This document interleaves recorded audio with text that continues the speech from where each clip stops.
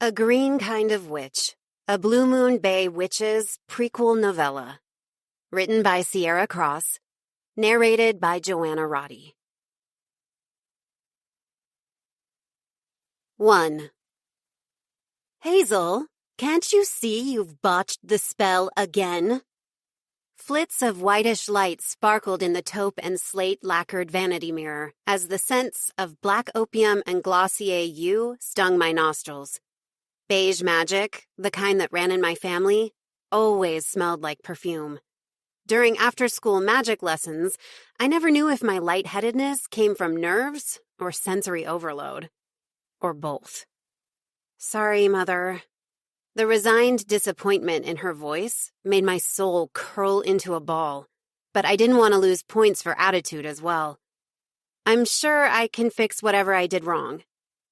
To my right, my 14-year-old sister Sindra stood with her contoured nose in a tablet, browsing Italian Vogue online. She'd nailed it on the first try, as usual. You've got this, sis. My 19-year-old sister Beatrix held up her hand and I gratefully high-fived her. Even on hard days, I could always count on Bee's support. Mother held up a salon mirror so I could examine my third attempt at today's beige magic assignment, a messy bun. Ugh, my curly brown bun was way off-center, like it secretly wanted to be a side twist. Just visualize perfection, like Mother always says. I shut my eyes, sucked in a deep breath, and focused with all my earthly might. A wild, grassy scent filled the air, and I squirmed with embarrassment, knowing it was coming from me. Plenty of fine perfumes had herbal notes, relatives assured us, and my magic hadn't developed enough for us to be sure which scent would be my signature. Still, it was awkward that my magic smelled like Ode to Unmowed Yard. I opened my eyes and beamed in the mirror. Hex yeah! For once, my stinky efforts had yielded a better bun. Perfectly centered on top of my head, no less. Eagerly, I turned to Mother, but she crossed her arms and sighed. The crown's too tight. Crud. She shook her head sadly.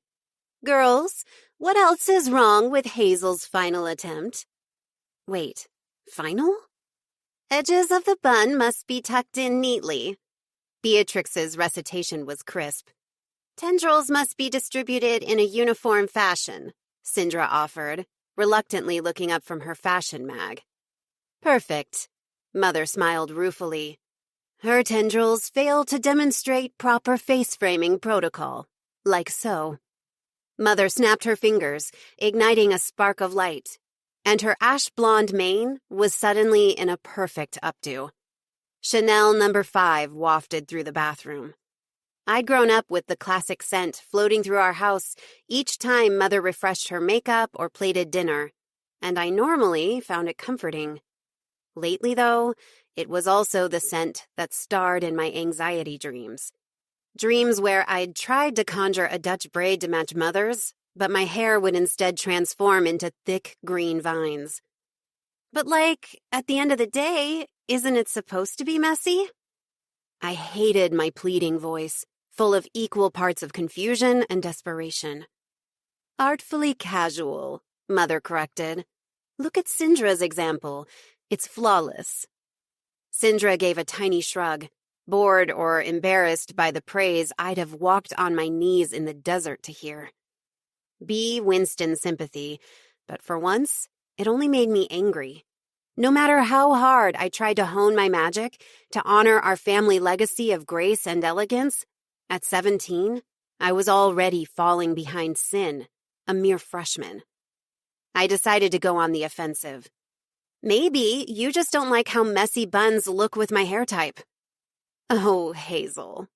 Mother lightly touched my bouncy dark brown curls with some affection. This beautiful mess certainly came from your dad's side, not from me. But we both know your hair's not the real problem. I slumped, waiting for her to say, as usual, that the real problem was I wasn't trying hard enough, that I didn't want it enough. It broke my heart to think that Mother didn't see my efforts.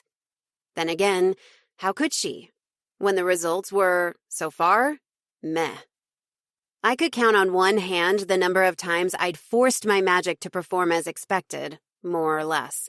And while I'd never admit this out loud, every instance had felt fiendishly uncomfortable and just off. Like biking uphill with the gear shift stuck and grinding. Like running in pinchy high heels. But it didn't matter, really, because nothing hurt worse than disappointing Mother. I was willing to endure unlimited discomfort to earn my place as one of the shining Greenwood girls. "Sweetie," Mother said, which wasn't a word that sounded natural from her lips. Bad sign. "You are my daughter, and I love you, but it's time we faced facts. You were born with exceptionally weak magic." Beatrix and I both gasped. This couldn't be happening. "No, I can do this," I begged. "I'm just lazy. I need to try harder." "Don't give up on me." "Mother," Bee spoke up, "Hazel sounds motivated. If she keeps working on it, I bet she could be a passable Beige Witch. Someday." "Thank you," I mouthed to Bee. "It's not her fault she's such a slow learner." I don't know if slow's the right word. At school, I was an A- student. They were making me sound like the village idiot. Is that how they saw me? It was all I could do not to cry. Agreed, it's not her fault. Mother was talking past me, directly to Bee. But I'm beginning to think it's cruel to try to coax an ability that just isn't there. I thought you were going to give her more time to catch up. She thought? I stared at Bee. Had she overheard Mother and Dad talking about my lack of magical ability? They'd discussed me?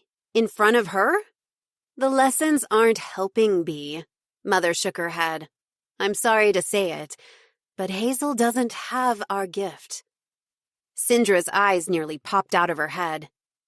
Does that mean she won't be training with us anymore? I'm afraid it does. Coldness seeped into my chest. I'd wanted nothing more than to escape magical training, but now I was being banished from it. Cast out. Oh, but there is a new opportunity that's open to you now, Hazel, my mother said with a suspicious level of casualness. Since you do have that little bit of magic, you could always train up as a green witch. A kitchen witch? Beatrix looked at me with pity. You mean like Granny Sage? I swallowed. Sage Greenwood, my father's mother, was a stern, rough-mannered old baker who ran a dingy little shop down by the waterfront. We weren't that close to her, for good reason.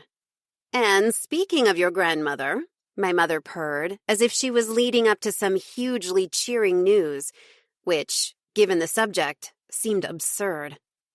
Dad mentioned Granny Sage needs some help around the bakery, just for the holidays.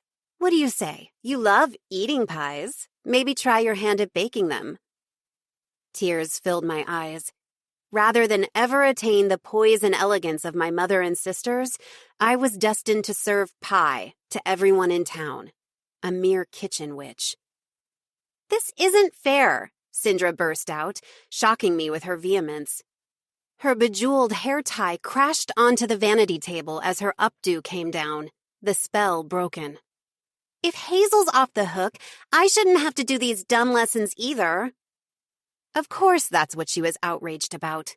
She'd always seen the lessons as an annoying imposition on our free time, not a privilege that was now being stripped from me. I stared at my baby sister, wondering what it might feel like to think more about your own interests than pleasing Mother. We can make the lessons more interesting now, Mother said vaguely, and I felt a pang of shame. Had I been holding my little sister back? No wonder they all saw me as hopeless. Mother gestured toward the open door. See you at dinner, Hazel. I felt Bee's sympathetic gaze on me as I shuffled out of the bathroom, hot tears running down my cheeks. The door swiftly shut behind me. Feeling dazed, I stood there for a while as the lesson continued without me, in muffled voices. Whiffs of perfume and occasional soft laughter. The only difference was that I was now on the outside, officially. 2. When Bee dropped us off at school the next day, Sindra called, "See you at lunch," to me and bolted from the back seat. She beelined to her friends, fellow freshmen who were walking to first period in a clump of shiny puffer jackets and top knots. "Wait a sec." Bee reached out and grabbed my arm. "I feel bad about what happened yesterday. Are you okay?" Why wouldn't I be? I was still annoyed with her, even though she'd defended me. Sort of. "Can't think of any reasons." "I'm just trying to help." "Sure, whatever. Don't you have a nutrition lecture to get to?" I launched myself out of her car and raced across the main quad. The objectively hottest guy in the senior class was sleeping on his side on the long bench outside the library, his wide, muscular back to the wall, auburn hair falling into his sculpted features. No doubt he'd been up partying all night. Or worse. Cade DeClaw was about as far from my lane as you could get. He'd spent the summer at a course correction camp for non-violent juvenile offenders. I was the sole student at Blue Moon High to earn Good Citizen Awards for 4 years running. Yet Cade still fascinated me. His greenish eyes burned with a permanent wildfire of shame, like he knew he just couldn't help himself from doing bad things. Despite my shelf of Good Citizen trophies, I felt that. Especially today. I dashed into first period just after the late bell rang and plopped into a back row seat. Naturally, the whole room turned to stare. I'd never sat in the back. That row was for stoners and slackers, people who weren't obsessed with maxing their class participation score. Slackers like Elliot James, the tall guy with buzzed black hair. He rarely spoke in class, but looked at everything like he was mentally taking it apart for clues to some cosmic mystery he was hell-bent on solving. While Cade was a known criminal, crazy rumors swarmed around Elliot. He was a gangster, a drug dealer, a Satan worshiper, a pimp. He couldn't be all those things, could he? Maybe the gossips were just mad that he refused to be a happy-go-lucky surfer dude, like most guys in Blue Moon Bay. Or I was biased. I'd been crushing hard on Elliot James since high school began. He didn't have to turn to fix his sharp gaze on me. For the first time ever, we were sitting next to each other, and I couldn't help but notice the warm, woodsy scent of his skin. "Hazel, any thoughts?" Miss Wolfhart repeated. "How about the Bronte sisters with their gothic romances?" "Oh, no thanks," I sputtered, no clue why she was asking. "I like rom-coms better." I barely even heard the peals of laughter as Miss Dubb wryly reminded us of today's subject, exploring Jane Austen's themes in Brit Lit. I was only aware of Elliot's gaze interrogating me. His eyes were dark and slightly hooded, which made him look older than the rest of his face did. When my own eyes met his inky pupils, I felt a ping of electricity, like I was connecting with an alien intelligence. I looked away, my cheeks flushing with heat. Elliot was the perfect crush object for a less confident girl like me, a hot enigma who would never actually reject me. Given who he was and who I was, we'd probably graduate without speaking a word to each other. And given how hard I was blushing from one look, this was no doubt for the best. "Whoa, you're never the first one here." Sindra set her bag down at her cafeteria table and frowned at me with electric blue lips. They matched her blue knit balaclava, blue leg warmers, and ballet flats she'd tie-dyed herself.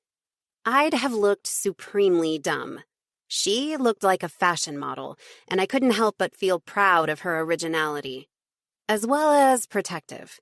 Standing out could be dangerous at a place like Blue Moon High. "How'd you walk from the L building so fast?" she demanded. "I know you can't do a power walk spell." I shrugged. "I cut AP Bio." "Shut the front door." Taylor Adams, another member of our lunch crew, walked up with a takeout box of steaming samosas from the Indian buffet across the street. A dollop of mint sauce dripped onto her JV cheer uniform, but she snapped her fingers and the stain vanished with a spark of light. Warm vanilla fragrance floated through the cafeteria. though no ordinal could detect it. Hazel Greenwood, skipping class? Hayden, Taylor's twin sister, perched on the bench and held out her empty left hand, curling her fingers sideways as if holding a cup. In a flash, a thick green smoothie appeared in her hand. Notes of rose and lily escaped into the air. What's next? Shoplifting? Dating bad boys? The memory of Elliot's gaze flashed into my mind, and I blushed again. Ha ha. Watch out, sis, Sindra teased, or they'll take away your Good Citizen awards. Not if I forge Mother's signature later and get it excused. Hayden slurped her smoothie and grinned at me. Damn, you're a bad witch. Sindra flinched, and I knew what she was thinking. I was a bad witch, in every way. Still, the twins were nodding at me with rare respect, so I didn't explain that I'd only cut because I couldn't seem to focus. Taylor gasped, Don't look now, witches. It's Brash Lena. I glanced over uneasily to see Brittany Salazar, Ashley Stone, and Jenna Jeffries charging over in their perfectly fitting blue varsity cheer uniforms. As our senior year blazed on and their collective boredom grew, their antics were getting a bit out of hand, as one teacher put it. What she meant was ruthless bullying, pranks and harassment that made people cry. Eating my cheese sandwich every day with 3 freshmen who made me the butt of their jokes? Not ideal. But BMH was small and cliquish, and in past years, I'd been something of a lunch nomad, floating from group to group, never finding a real home, even though I was friendly with most everyone. But when Sindra and the Adams sisters started school this year, I knew I had built-in friends. Mother played tennis with Lizzie Adams. And even if I didn't have much in common with her daughters, the magic connection held our little group together. And together, we could keep each other safe from being targets. Aw, look, it's the widowed JV babies, Britt called with malicious glee.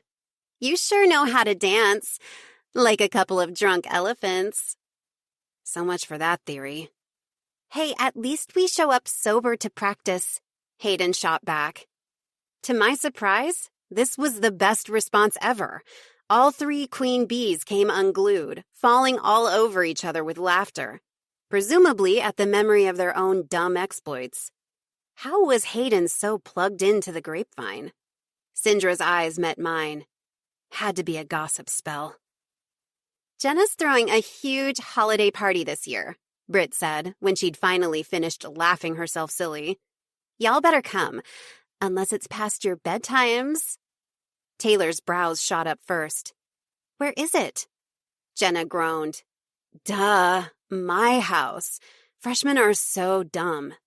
Shut up, Jenna, Ashley barked and rattled off a street name in the hills, where the houses were all big and fancy. What time?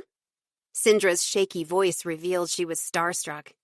Oh, she did not ask what time the party is. Jenna brayed with laughter. Same time as all parties, Frosh?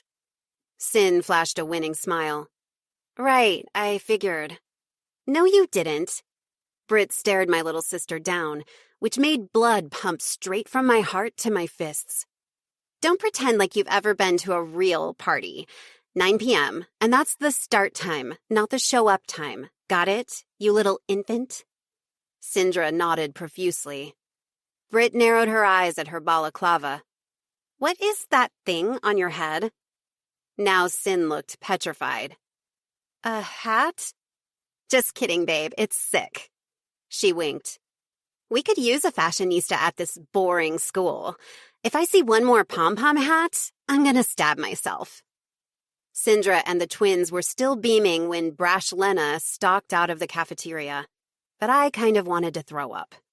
My parents would never let Sindra attend some late-night party at a cool senior's mansion, not without me there, and Sin would never forgive me for noping out.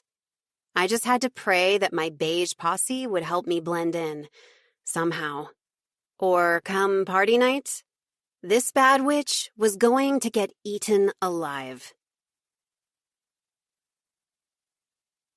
3. Late on Saturday afternoon, Mother drove me downtown to meet my new, grouchy 76-year-old boss, Granny Sage. Our white Ford Explorer slid into a parking spot 2 blocks from my grandmother's ancient bakery shop, and the breezy clack of Mother's heels told me she was in a cheerful mood. Was she that relieved to be pawning me off on a relative, washing her hands of responsibility for her low-magic daughter?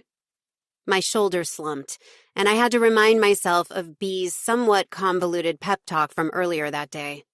I'd pretended not to be listening, but I got the gist. Mother wasn't throwing me away. She was setting me up for success, giving me a golden chance to level up my magic in baby steps, with a teacher naturally suited to simple spell work. Yes, I was being demoted to the minors, aka Granny, but just for training. Once I'd mastered all that remedial green magic, I'd be welcomed back into the beige fold, where I belonged. My self-pep talk did nothing to stop my chest from caving in while I trudged after Mother toward the round, spring green sign that read, Sage's Bakery, established 1928. Art Deco flowers and blades of grass were woven into its design. Never really noticed before what an odd pick that was for a bakery, but it looked okay. Maybe even kind of pretty in an old-fashioned way. I knew better than to say so to Mother, whose carriage seemed to stiffen as we pushed through the front door. The closed sign was on, and the place was empty. But not a settled and silent empty like our basement. For one thing, it smelled amazing, like cinnamon and vanilla and coffee and hazelnuts and chocolate. For another, with every step on the retro black and white star pattern tiles, my heart flip-flopped from vibrations I couldn't explain. The feeling reminded me of when Dad took us all to the symphony in Portland for Mother's birthday, and my whole chest had resonated with the low hum of those bass notes. Echoes bounced off echoes all around this place, from the antique wavy glass display case to the cream laminate booths banded with metal, surrounded by peacock blue seating. I smiled at Mother. Is there an orchestra practicing somewhere in the building? Her beautiful face twisted with confusion. What? Nothing, never mind. I averted my eyes to the surprisingly modern espresso machine that dominated one counter. Maybe that low hum was just my nerves? Though I didn't feel especially nervous in this cute little bakery. It was astonishing, now that I was here, to realize I'd spent 17 years not coming here. Dad rarely even talked about the place, though maybe that was because every time he did, Mother used words like musty and old to describe it. Well, it was coming up on 100, but an adorable 100, just the sort of homey, inviting place I'd want to go to with a book on a gloomy day. Watch the rain fall. Savor a cup of Earl Grey and a snickerdoodle. Where on earth is your grandmother? Mother whispered conspiratorially, her long-lashed eyes snapping with frustration. It's customary to greet one's guests. I nodded emphatically, though Granny Sage never struck me as a stickler for customs. Beige customs, at any rate, and I wasn't sure she'd see the two of us as guests. No need to be shy, girls, called a curt voice. You're here to work for me. Might as well come see where the working happens. Mother's eyes widened. She wants us to go to the kitchen. She could barely get the word out. Water was running when we ventured into the back. It was a high-ceilinged room with sparkling white counters and huge appliances that seemed only distantly related to the ones at home. And the vibrations? They felt stronger in here.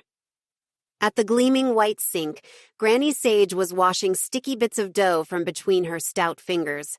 She was not a handsome woman, and at no point had I suspected that she was gorgeous in her youth. Still, she was striking, with her long white side braid falling to her apron's waist ties.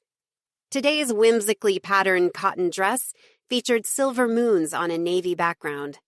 Most striking of all were her eyes. With a scattering of colors that ranged from amber to deep blue, Granny's eyes shimmered like opals. which may have been partly due to cataracts. "Well, well, Leora." She dried her hands and regarded my mother with faint amusement. "Here you are at last, in my kitchen." "Sage." Mother's lipstick smile looked strained. "Thank you again for taking on Hazel. You have so much to... That is, I'm sure she'll..." "Nonsense and fiddlesticks. I should be thanking you." Granny Sage chuckled and then snorted unselfconsciously. "Now then, Hazel, you want to be my holiday helper, do you?" I swallowed. More like I was being sentenced to servitude. Mother's smile was a painted line now. "Yes, ma'am, I want to be a holiday helper," I said miserably. To my surprise, the old lady guffawed. "Why, nothing could be further from the truth." Irritation flared in my gut. What, now she was calling me a liar? Well, I was a liar. But it was a small, polite lie. It didn't seem fair for her to call me out. "You're not at all happy to be here," she went on. "And worse?" Her eyes narrowed as if she was reading some fine print in me. "You're scared of me, child. I can feel it in your magic." I stared. What? How could you feel someone else's magic, let alone mine, which was practically non-existent? "Ah, yes, I see it all plain as the sea now." Gran pointed out the window at the windy November beach. "Your mother made you come here." Mother, blank-faced, scanned the window as if something out there on Ocean Street distracted her. A large swell, a swarm of angry gulls. Then, with a flash of white teeth and a murmured goodbye, she bounced out of that kitchen with her most graceful power walk, leaving behind a puff of Chanel. Granny waved her off and turned back to me. "Let me guess. You have no idea why she brought you to me." I watched Mother's form retreat, not knowing what to say. "It's okay. Tell the truth." Granny Sage's opal eyes stayed fixed on me. "The truth comes out anyway, and fresh truth goes down easier than stale." "I do know why I'm here," I blurted out. "It's my magic. It's so weak and useless. Probably can't even bake a pie with it." To my horror, I realized how insulting my words sounded. "Not that pies are easy, or basic," I said quickly. "I'm sure pie magic's very specialized and challenging in its own way." That wasn't better. But I'd quit while I was behind. The old woman's pupils grew and shrank again as she considered my rambling speech. Finally, she said gently, "Thank you, Hazel. You've confirmed my suspicions, and I greatly look forward to teaching you pie magic." Her voice snapped back to its usual curt tone. "How would you like to bake a cake?" I chose my words carefully this time, not wanting to be called a liar twice. "I'm not opposed to it. One of our sweet regulars just had a baby girl." Before I could guess what that had to do with anything, she reached onto a high shelf, grabbed a white binder labeled Special Orders, and slapped it down, and plucked an index card from its plastic housing. "Her husband bought an 8-inch celebration round." She tapped the card twice. "Chocolate base, chocolate ganache. Smart man. Aprons are over there." She pointed to a hook by the back door. "Oh, you mean right now?" "Yep, I'm not much of a futurist," Granny said. "You won't be either when you're my age." As I rolled up my sleeves to wash up, I felt stomach butterflies despite myself.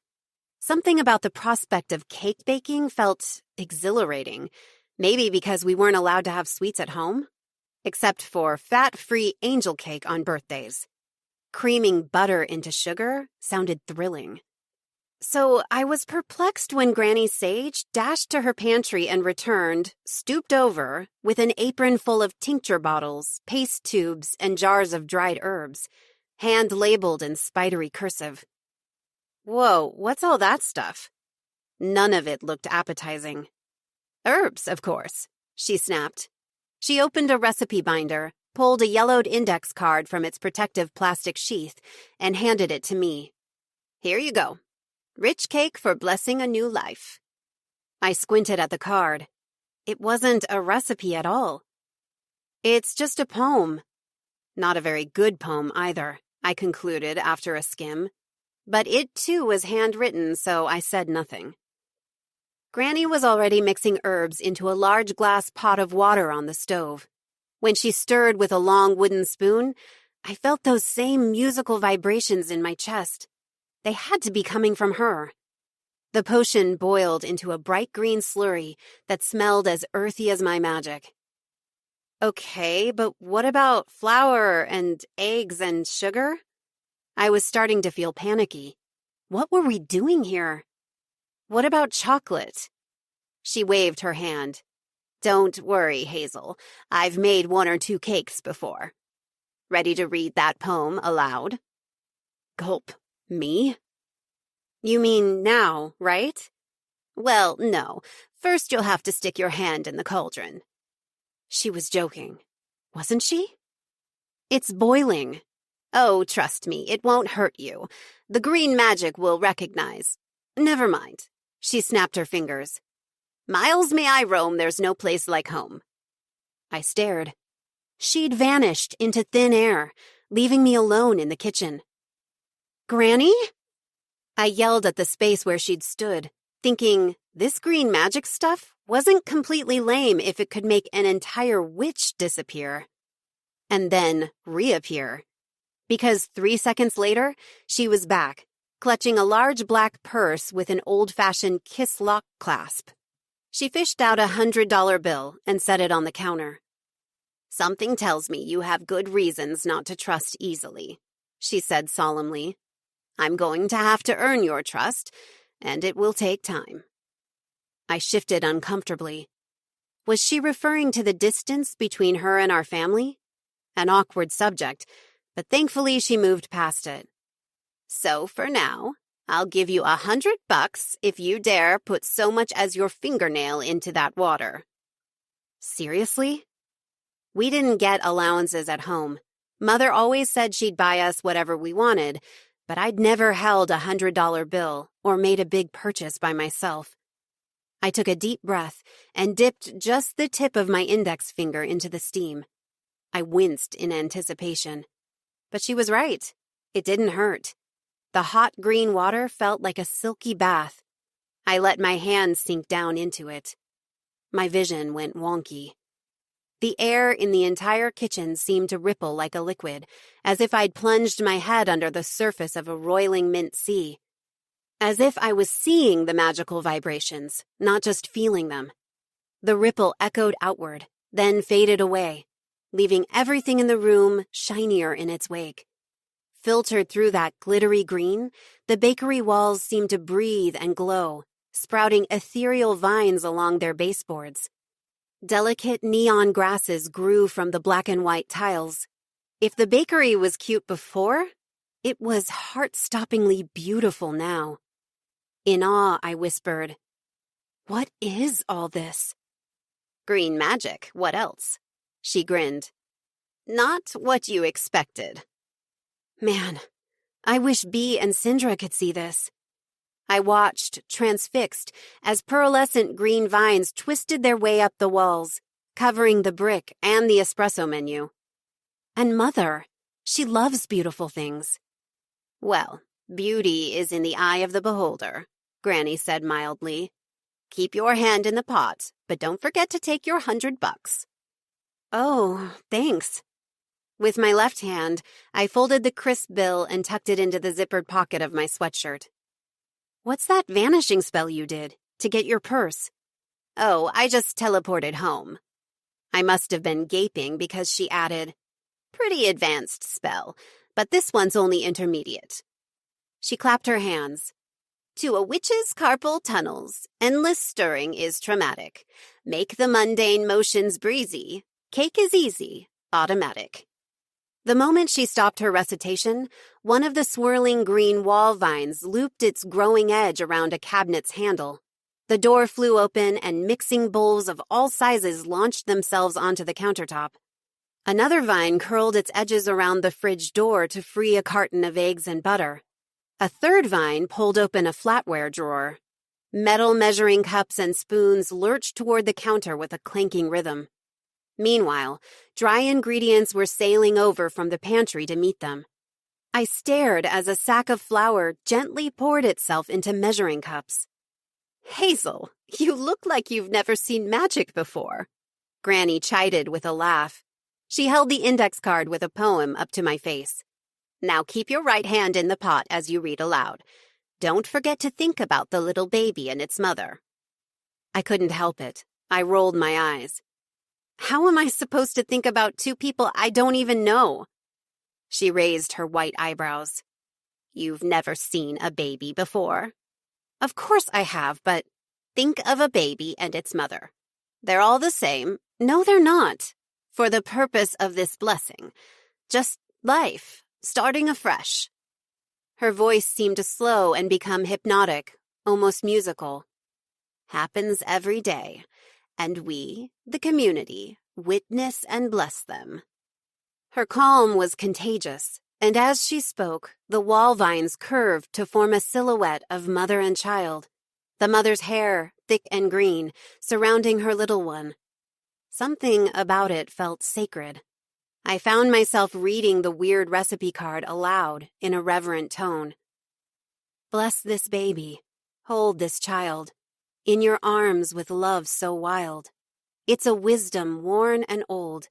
Wealth is more than shiny gold. Born anew with this hello. May in health your family grow. Beautifully read, the blessing will hold." Granny's gruff voice had never sounded so melodic, and I swear the birds outside were singing backups. Whirring whisks and spoons made up a rhythm section.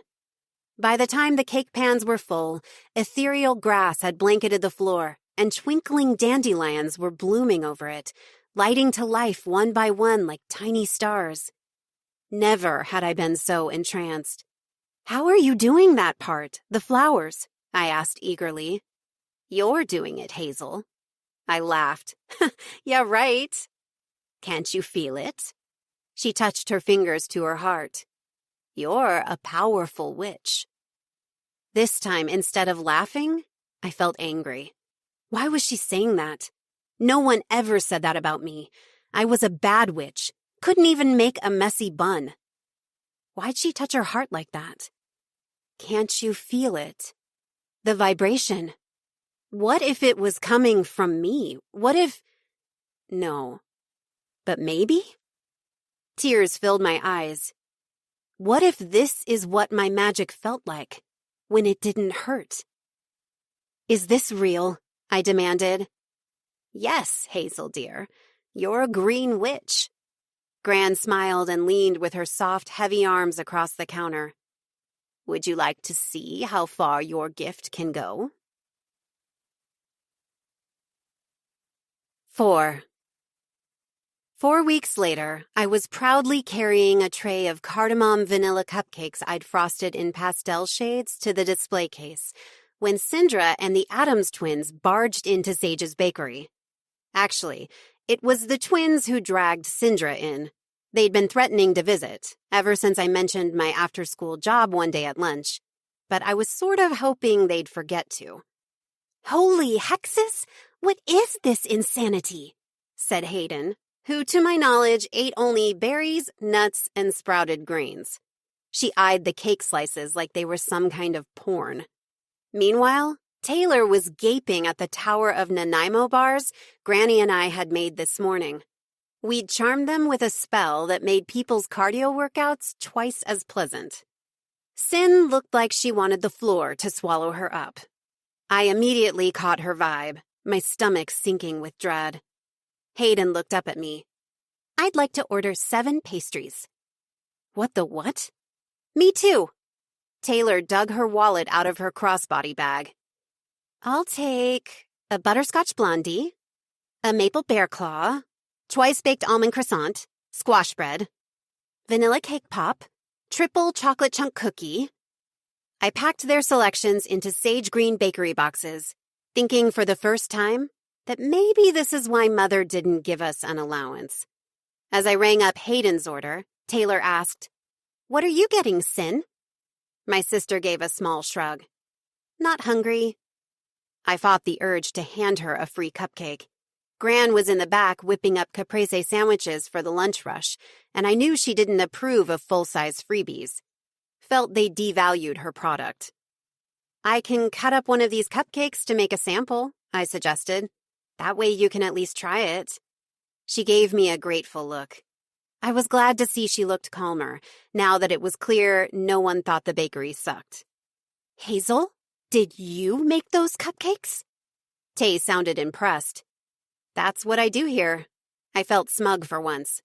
"It's my job." "So, your grandmother pays you?" "Yeah, of course." In fact, Granny hadn't paid me for the first 2 weeks of magical training. Given how much magic she'd taught me, that felt fair. But this very morning, we'd walked to the bank together and opened a checking account for me where she deposited my first paycheck. Syndra's brown eyes lingered on the rose-colored cupcake I was cutting into rough squares. I wondered what she was thinking. That night at dinner, Mother served mushroom Wellingtons on crystal plates with wilted lemony spinach on the side and mineral water. Syndra spoke up as Dad was clearing the dishes. "Mother, I've been thinking about my birthday. I don't want the usual angel cake this year." Mother gave her a thumbs up without looking up from her phone. "Smart girl, it's just empty calories." Syndra frowned. "I mean, I want to try something new." "Yes!" The enthusiasm in Dad's voice reminded me of when he cheered on the Ducks in the fourth quarter. "You go, Star. Set a new trend." Syndra jumped as he came up behind her out of nowhere to ruffle her hair into a mess. No one could remember when he'd started calling Syndra Star, but B and I privately agreed that she was his favorite. We weren't exactly jealous. "Old Dad can't wait to see you go viral," he said, making finger guns for no discernible reason. "Light the world on fire, you little trendsetter." Sin smiled uncomfortably and waited for him to head to the kitchen before petitioning Mother a second time. "So, I was thinking mini cupcakes from Sage's Bakery. All different colors and flavors. They'll look amazing on social media." Mother had bristled. "Sweetie, cupcakes? Are we turning 15 or 5? Syndra nodded grimly, like she'd expected as much. "So you're not going to let me?" "Not let you?" Mother sounded hurt. "You can have whatever you want. It's your birthday." "But you'll make veiled comments, and you'll do that face." On cue, Mother made a face like she'd swallowed a lemon. "It's important to keep in mind what's age-appropriate, and what's, frankly, garish." Syndra jumped to her feet, nearly in tears. "I'm so sick of you controlling me. You act like it's for my own good, but you just want to make me a copy of you and stop me from being myself." Bee cringed, as if Syndra's outburst embarrassed her deeply. But my magic vibrated in my chest, resonating with my little sister. Before Mother could beseech her to stop scrunching up her face in the name of skin elasticity, Sin ran from the room. 15, Mother murmured. "Tough age for a witch." "And for her mother," Bee said gently. Mother smiled warmly at her firstborn, and the two of them locked eyes in mutual understanding. I doubt either of them noticed me following Syndra out. I threw myself onto my bed, where I'd taken to spending nearly all my time at home. Ever since I'd been dismissed from magic lessons, the whole family had begun treating me weirdly, even Dad, who was an ordinal for goodness sake. They were super nice, but awkwardly nice. They all felt sorry for me. It made no sense. Here I was, learning tons of new magic, growing as a witch every day. I was dying to show them my newfound skills, but there was a reason I hadn't done it yet. And Sin had put her acrylic manicured finger right on it. "You want to make me into a copy of you. Keep me from being myself." My magic would never be beige like Mother's. I was a different kind of witch. Could they learn to see my worth despite that? I feared they weren't ready. Now I finally had an inkling of how to get them to see me. I knocked on Syndra's bedroom door. She opened it 1 inch. "What?" "If you want colorful cupcakes," I said quietly, "I'll make them for your birthday." Syndra threw the door all the way open and hugged me tight, something she hadn't done in a very long time. "Thank you, Hazel." Of course. I'd pay for the ingredients out of my own paycheck, and I'd add a special blessing that I'd seen in Granny's recipe book, one that was perfect for Syndra. She was watching me intently. "You know, I've been thinking, you seem happier since you started over there. Maybe baking is your thing? Like fashion is your thing." We smiled at each other shyly across the doorway. I did some mental math. Only 16 days until her birthday, till I could drink in the look of understanding in my sister's eyes when she finally saw the real me. 5. The bakery kitchen teemed with spectral ivy, clover, and dandelions that swayed to the whistle of chickadees outside. It was 3 days before Thanksgiving, and Granny and I were on fire. Still wearing the goofy 3-cornered Puritan hats that had made our customers smile all afternoon, we'd baked 3 dozen pecan pies and blessed them all with a warming spell, since they were to be donated to homeless shelters. Next, we imbued a dozen pumpkin pies with a spell for gratitude. Those pies were a special order from Fred and Estelle Kensington, one of the wealthiest families in town, for their holiday soiree. The Kensingtons were known for their philanthropy, and I was starting to understand that, while green magic wasn't the sole reason for their generosity, it was probably helping them along. Deck the fall with gratitude, don a selfless attitude, dig into a comfort food laced with pumpkin spice. Be thou lady, they, or dude, get into a giving mood. Hoarding pies is more than rude, it's a nasty vice. Sage? Sage Greenwood? At the sound of an urbane male voice, the birdsong froze in my ears. My neon dandelions shrank back into the tile as a good-looking older man stepped gingerly into the kitchen, interrupting our spell, knocking me out of my trance. It was disorienting, and it hurt, too, like being shaken awake by a blaring alarm. Bruce Cohen, Blue Moon Gazette. "Brucey, I told you I've no time for interviews." Granny's voice sounded more girlish than stern. Beaming with pride, she turned to me. "He's doing a human interest story on our holiday pie donations." "That's great." I was still groggy and wanted him to go so I could dive back into the magic. Bruce's disinterest seemed to rival my own. "All I need is one quick photo for the piece." He pushed his glasses, cool tortoiseshell ones with rectangle frames, higher on his nose. His turtleneck matched his beige blonde stubble. "It's more of a short line item than a story." "Shall we indulge the paparazzi, just this once?" Gran winked at me. I felt less photogenic than a hibernating bear. But Gran was clearly savoring her star turn, such as it was. I nodded. Moments later, we were posing side by side, each of us holding a fresh pie. "Come on, smile, honey." Bruce beseeched me from behind the camera. "Try to look like you're having fun, okay?" The cheesy grin ghosted from Gran's face. "Mr. Cohen, I realize you have a mediocre paper to sell." She fixed the handsome reporter with a deadly stink eye. "But a girl's face is her own prerogative. Don't forget it." 10 years later, that photo hugs the back wall along with dozens of other bakery memories. Just another funny old picture from the past. But to me, it's bittersweet. It'll always be bittersweet, because of what happened after. The few times I've dared to look, it all comes rushing back. My grin is wide and toothy and reaches my eyes. I'd spontaneously smiled watching Gran chew out Bruce, who, come to think of it, I've never seen since.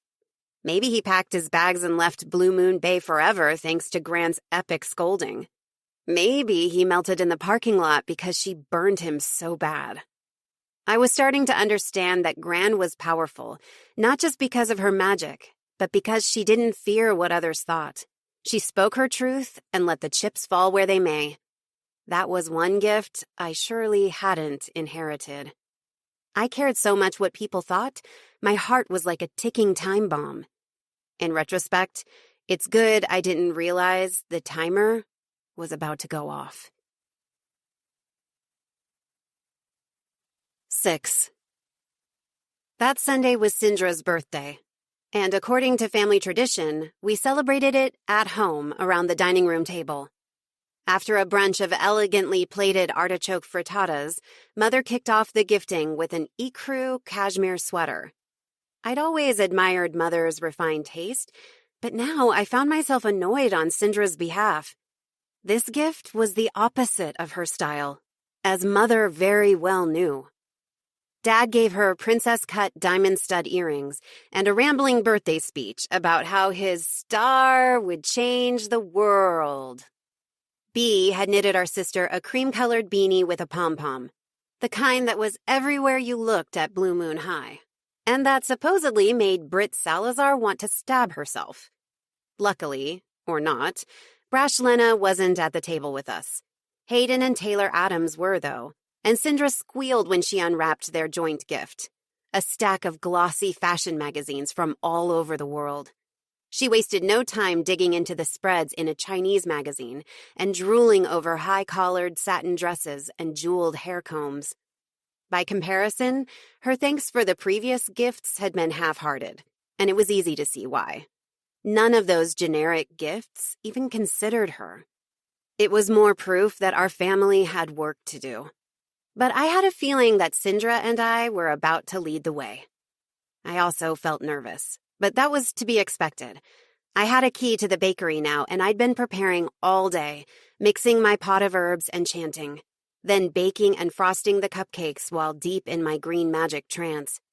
My big moment was finally here. "I got you something special this year, Sin," I said. "Something you can enjoy with all your senses. The rest of you, don't worry, there's enough to share."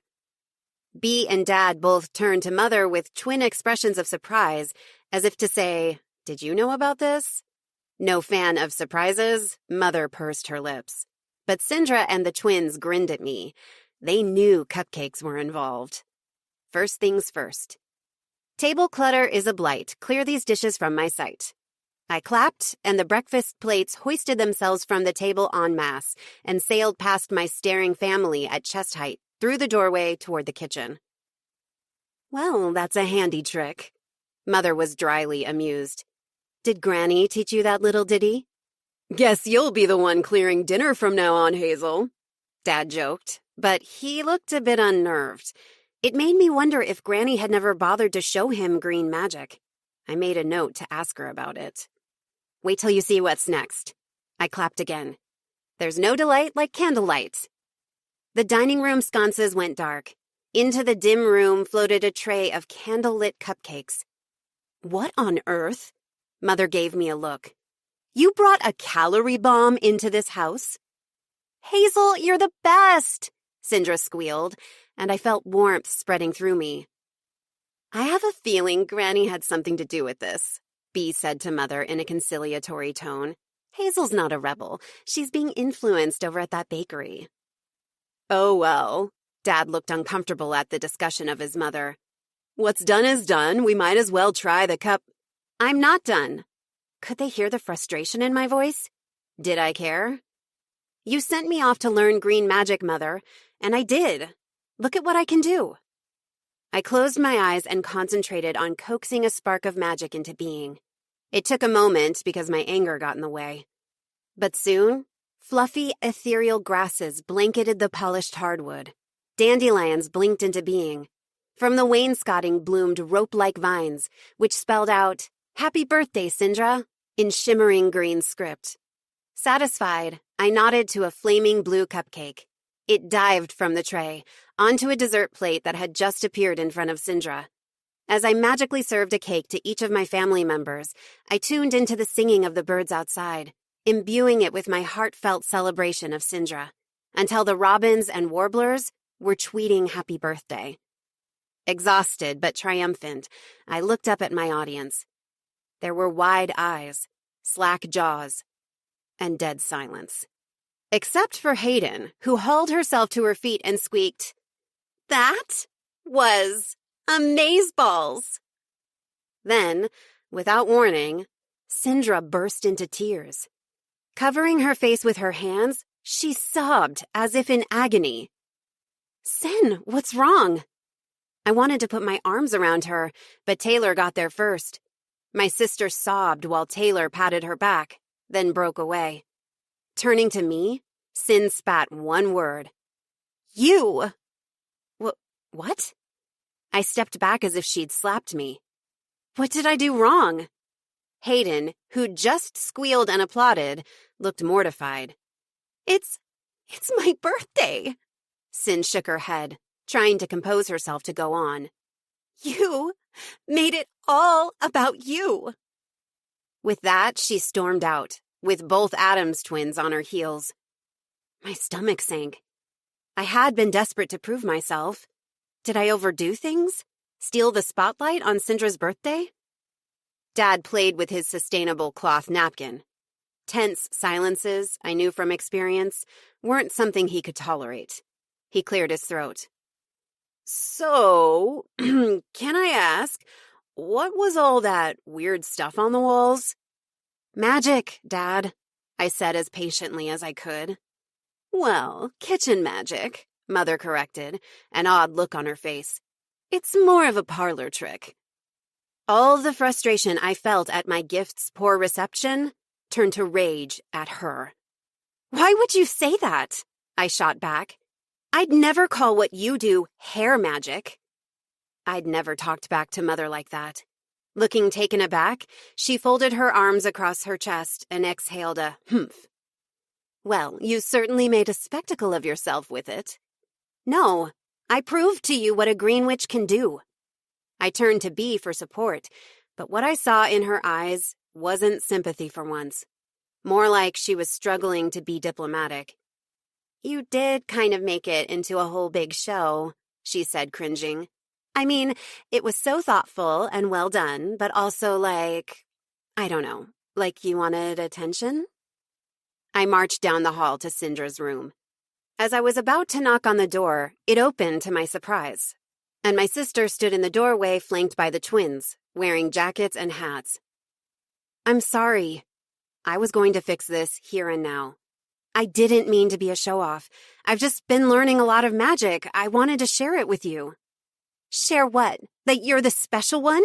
Sindra said bitterly. "That my magic sucks next to yours?" I blinked. What was she talking about? "I don't think I'm better. We each have our own—" "She needs some space," Taylor said quietly. "She's not ready to talk to you yet." A lump filled my throat. "Okay." "Yeah, witch," Hayden added, "'cause what you did was messed up." Her blonde head shook with exaggerated disappointment. Exaggerated, I realized, because she loved it. Till she saw Sindra's reaction. Now she had to atone for her mistake. Of course, they didn't tell me where they were headed. Probably the mall to window shop for fashion ideas that Sindra could incorporate into her spells. I hope it cheered her up. Back in the dining room, Dad was the only one still sitting at the table. Bee stood at the window, yanking it open all the way. She looked embarrassed when she saw me. "Sorry, Mother said it was getting a little grassy in here." I'd always feared that the scent of my magic offended Mother's refined nose. I couldn't help but feel some shame mixed in with my anger at having it confirmed. "Is that why she left?" Not exactly." Bee was sounding vague. Too vague. "Hot damn, these are delicious." We both turned to look at Dad, who was scarfing down a pale pink cupcake that I'd spelled with a creativity blessing. Professional quality," he said, between ravenous bites. "You learned fast, kiddo. These things are da bomb diggity." I cringed, but took some comfort in his appreciation. "Thanks, Daddy." Till Mother reappeared with a white trash bag. "It's not like anyone's going to eat those things, right, Herb?" "Right, no one." Dad surreptitiously crumpled his wrapper and leaned away from the table as if he'd had no intention to grab another. He loved them, but not as much as he feared incurring Mother's disappointment. He was just like how I used to be. With gloved hands, Mother picked up a lavender cupcake with her thumb and index finger. She tossed it into the waiting trash bag, along with its birthday blessing for a happy year. Unable to watch, I ran to my room. Having everyone be livid with me at once was too much to take. It made me feel angry at myself. How did I screw up so bad? Why hadn't I seen that my magical tribute was over the top? I made my own sister sob on her birthday. At the same time, I couldn't quite wrap my head around what I'd done to merit this level of piling on from everyone. I'd baked cupcakes, cleared dishes, lit candles, used green magic to wish Sindra a happy birthday. Was all that so terrible and unforgivable?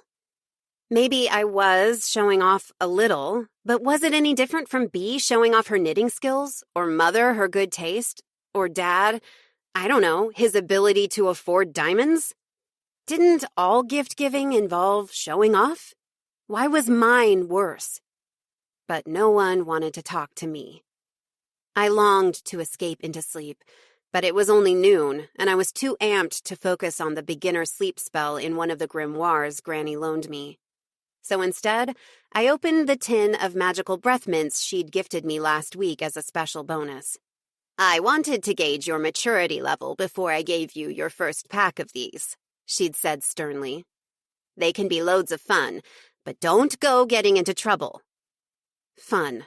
Right. I just wanted to hide from my angry family, hide from the world. I popped a mint into my mouth and chewed.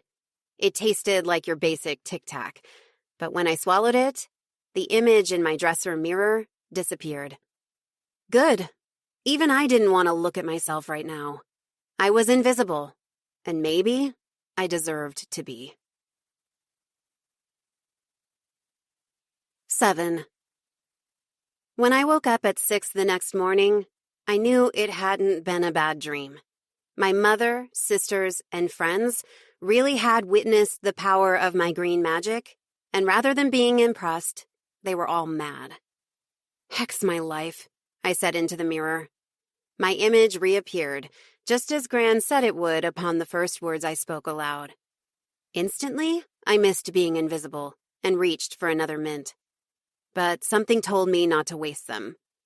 I dressed quietly, grabbed a granola bar, and snuck out before anyone was up. On the long ride to school, I watched the bare trees zoom by, as the familiar homes of Moonridge, our suburban neighborhood, gave way to older town buildings. I planned my next moves. If Sindra needed space for me, I'd give it to her. Which meant I needed a day off from our cafeteria table. A careful consideration of my lunch options led me to the large sycamore tree, where a dozen or so kids from the school literary magazine gathered daily to eat a picnic lunch and read their poetry out loud. At noon, I found a spot next to a 6'5" student who'd written 2 rhyming pages about their baby blanket. Everyone clapped after their poem. What a nice, supportive group this was. I joined the applause, thinking, yes, I need more people like this in my life. Shoot, maybe I just found my new permanent lunch crew. Working the bakery register had leveled up my small talk game, too. I was showing off my new skills, catching up with a girl I knew from Spanish last year, who wrote slam poetry about the rights of lobsters, when the whole group glanced up. I felt their collective intake of breath, like gazelles on the savannah who'd spotted a lion. Brash Lena was approaching the sycamore tree. One of them was holding up some book. No, a newspaper. "Good morrow, Pilgrim," Britt Salazar greeted me with pure malicious glee as she waved around a black and white photo of 2 oddly shaped figures. With a sinking feeling, I realized it was Gran and me. Our silly 3-cornered hats. The Gazette piece. "Prithee, where didst thou get thou fashion sense, Goody Two-Shoes?" "Yes, pray pardon us, Goody Two-Shoes." Ashley Stone's mean green eyes singed my soul. What's it like being the world's goodest citizen who bakes pies with senile old ladies? My blood boiled. I wanted to speak up for Gran, but my tongue was swimming through molasses. Yeah, goody two-shoes, Jenna echoed. And a strange thing happened. The fact that she had nothing to add didn't matter. Mean girl power was almost like magic. The third time one of them said that stupid nickname, it stuck. The literature geeks turned on me like a pack of hyenas. Baby Blanket pointed and laughed. Goody two-shoes, ha ha. That's hysterical, yelled Lobster's Rights. Perfect name for a do-gooder like Hazel. You literally cry about crustaceans. But no one heard me over the jeering. It didn't die down until after Brash Lena pieced out. I told myself it was just a joke, a really dumb one, at my expense, and the literature club kids only laughed out of nervousness, because they feared becoming targets themselves. But when the next poem began, a limerick about not littering, I slipped away to the library. Reading a book at lunch was like putting out a statement that you'd given up on having a social life. Then again, the only people who'd see me do it were other readers. They had no room to judge, right? Wrong. I'd barely made it to the fiction shelves when giggles broke out at a nearby table. Two metal-mouthed underclassmen pointed to me, then to the photo in their open copy of the Gazette. I snatched it off the table, shrugging off their weak protests, and held it up to read. Up close, the photo was even goofier than I feared. My hat was askew. My oversized grin made me look like a manic angel. The copy next to it wasn't helping. High school do-gooder Hazel Greenwood learns from the best, her grandmother Sage, of iconic waterfront spot Sage's Bakery. I just want to help people, Hazel eagerly told this reporter. I want everyone to get a piece of the pie, or at least a slice of pumpkin pie. Gah. I flung the paper back onto the library table and stalked out. Then I trudged back to the cafeteria, back to Sindra and the Addams twins. The JV cheers had some clout with Brash Lena. Even though they were mad at me, they were my best bet to nip this in the bud, before Goody Two-Shoes became a meme. Ignoring the titters, I approached our table. Can I sit down, please? Taylor frowned. I don't think that's such a good idea. We're kinda still processing yesterday. My heartbeat sped up ominously. What's that mean? I asked Sindra, whose eyes were still red from crying. Witch, do you not get that you're uninvited? Hayden stuck out her palm like a traffic cop, halting me before I could sit. She doesn't want to talk, okay? Is that true? I asked my sister. She swallowed and gave a small nod. It's okay, Sin, Taylor soothed. You don't have to have this conversation before you're ready to. Now I was really starting to panic. What conversation? Hazel, boundaries. Taylor admonished me like a dog trainer. She tossed an apple core into her brown paper lunch bag and crumpled the bag. Come on, let's go get some fresh air. Wait! I had no boundaries. I had no pride. I chased them out of the cafeteria door into the enclosed breezeway. I said I was sorry. I gave you space. What can I do to make us okay again? Nothing. Sindra's voice sounded anguished, not angry. It just finally dawned on me yesterday how different you really are from us. That's BS. We're both witches. It was the same argument I'd had with Mother, just from a different angle. We each have our own gifts, that's all. Sin smiled sadly, and I could almost feel the pain pouring off her. Your gifts are different, Hazel, and you're changing really fast. It's like when Granny started to train you, she took away the old Hazel. I don't know if I can relate to this new one. She paused as fresh laughter broke out behind us. I whirled around to see I was being mocked by a clump of theater kids walking out of the caf. One of them serenaded me as he passed. Goody, goody two-shoes. Listen, can we talk somewhere else? I said. Are you dense? Hayden asked. She's telling you she doesn't want to hang out with you. My mouth opened in stunned surprise. Syndra's face twisted in a grimace, but she didn't deny it. "Oh, you miss the old Hazel." Now I was the one who was mad. The one who sucked at magic? Must have been great to have one person you can feel superior to. But now that I'm better than you at one thing... I froze. I shouldn't have said better. Syndra's face was crumpling. "Sin, don't listen to her," Taylor said. "Your magic's so brilliant." "Much more brilliant than some weird cupcakes," Hayden said, her eyes darting to the left guiltily. "I didn't even like those. I just, I felt pressured to say something supportive." "Oh, give it a rest," I snarked. "All your minds were blown, like mine was the first time I saw green magic. After all, I'd known were Mother's basic hair spells. Oh, and wardrobe spells. Talk about forgettable. Moving a hemline 1 whole inch. Who cares?" The silence after my speech should have stopped me. Though I was aiming it at Mother, my angry contempt had splattered onto Syndra's talent too, and the twins. But I was like a roller coaster car hurtling down a hill. "And sorry," I kept plummeting, unstoppable, "but I'm done taking crap from a bunch of freshmen who can't even drive, and desperately need me to take them to Jenna's house on Friday." "To be honest, we came up with a new plan for that." My sister's voice was cold. She paused before delivering the knockout punch. "It would kill our reps to be seen at the party with goody two-shoes." The bottom of the hill. My stomach finally dropped. Hayden smirked and locked eyes with her sister. "Oh, you thinking what I'm thinking?" "Hayden, don't," Tay warned. "Wardrobe spells are forgettable?" Hayden snapped her fingers and light flitted through the air. "Bet you can't forget this one, witch." A rose and lily scent tickled my nose, and suddenly my body felt cloaked in stiff, heavy cloth. I looked down and let out a shocked howl. I was dressed as a pilgrim. My black cotton dress was protected by a white apron. Twin braids fell to my shoulders. Tightly laced boots encased my feet. I touched my crown. A thick bonnet covered my head. "You can't do that at school," Taylor chided her sister, but even she was clearly trying to hold back a snicker. Hayden wasn't even trying.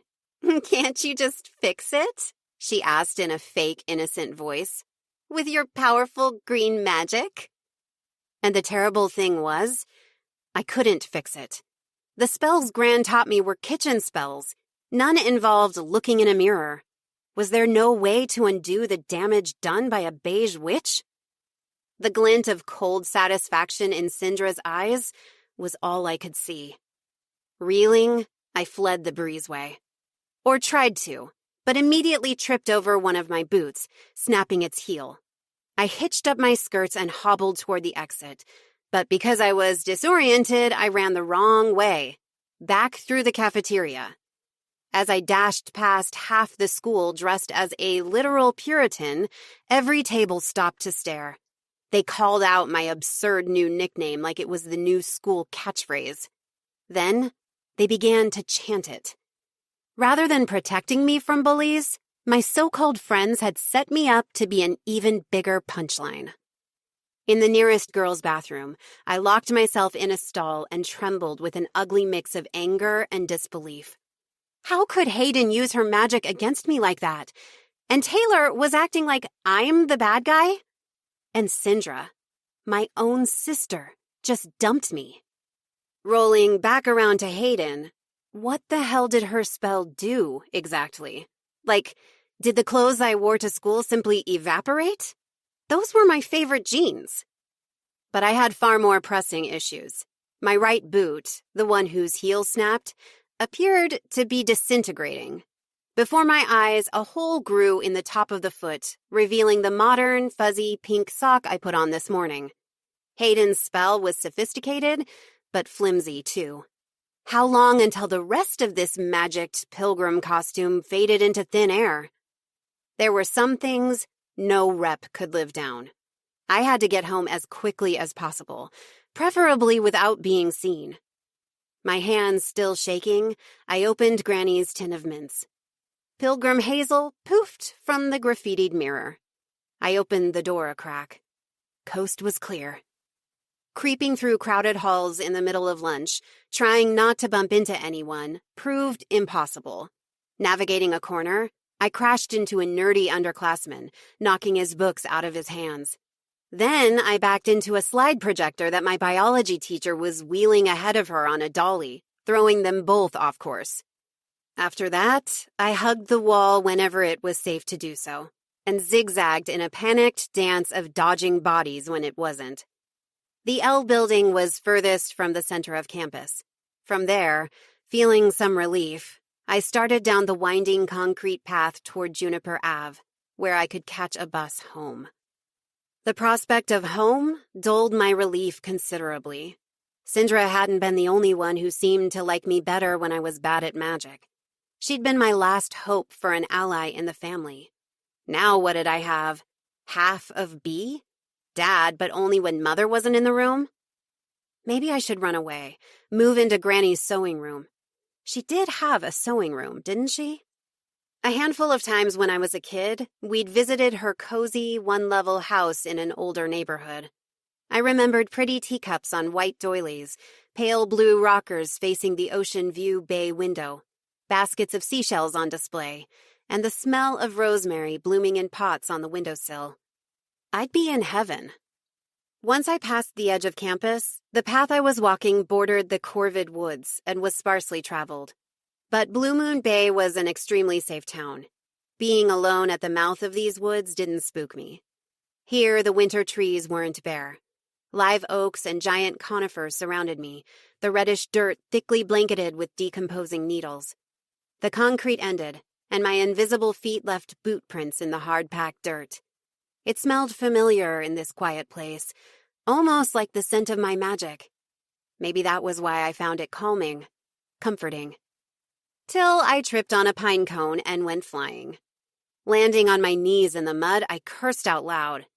Crap! I was visible again.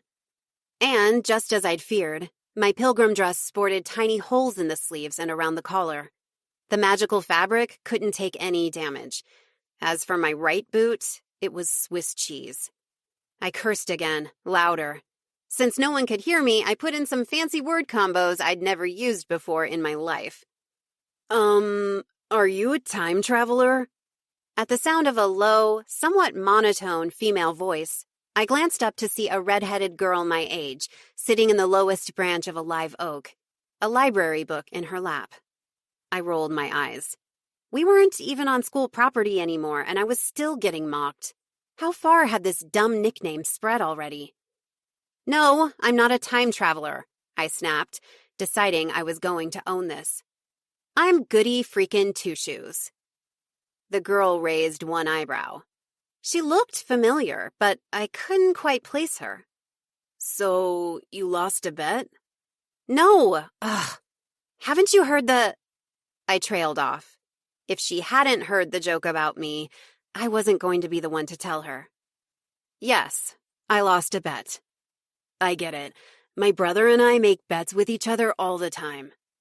Stretching her long legs in front of her, the redhead leaned back against the trunk of the oak as if it were a chaise lounge and she and I were friends in the middle of some long conversation. As opposed to strangers, one of whom really needed to get going.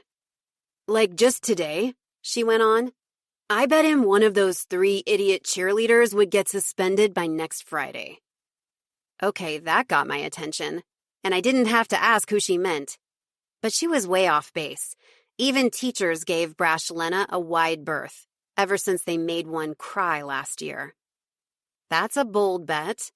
Not really. It's inevitable, she said with a dismissive wave. I've been keeping a log since September.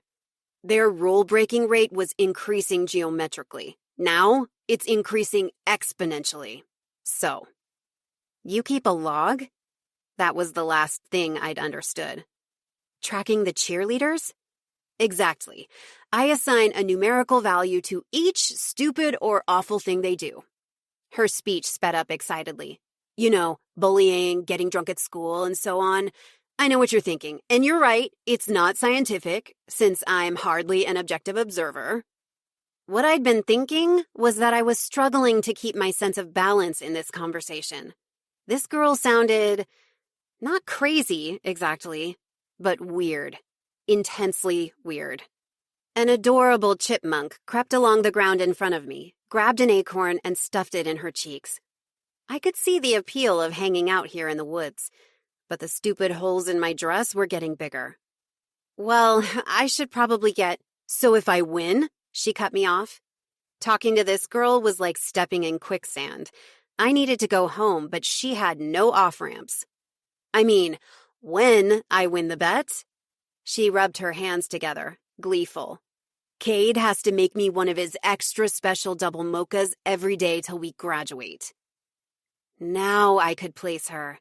Hot bad boy Cade had a genius twin sister who was homeschooled till this year.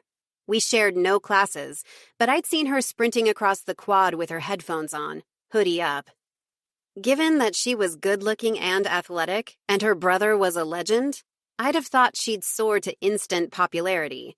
But Maxine Declaw wasn't cool at all. I pictured gorgeous, brooding Cade fussing over an espresso machine for his nerdy twin sister. It was a sweet image. I leaned toward the oak tree, curious to know more about these siblings who seemed to actually like each other. What happens if he wins the bet? Ugh, I have to go do something fun with him, she said with a grimace. I laughed despite myself. Why don't you like fun? We're talking about my idiot brother? Her green eyes flashed with irritation. His idea of fun is partying with evil cheerleaders. Oof. I mentally shredded my fantasy image of Cade, the sweet coffee maker. It's like their extreme hotness clouds his judgment, she went on, her voice suddenly louder, more forceful. To be fair to him, it used to cloud mine too, but I learned my lesson with Ashley. I blinked. Did Maxine just imply that she was into girls? No, she'd just come out and said it. Pretty people can have ugly souls, I said. Trust me, I know. You're damn right, goody two-shoes.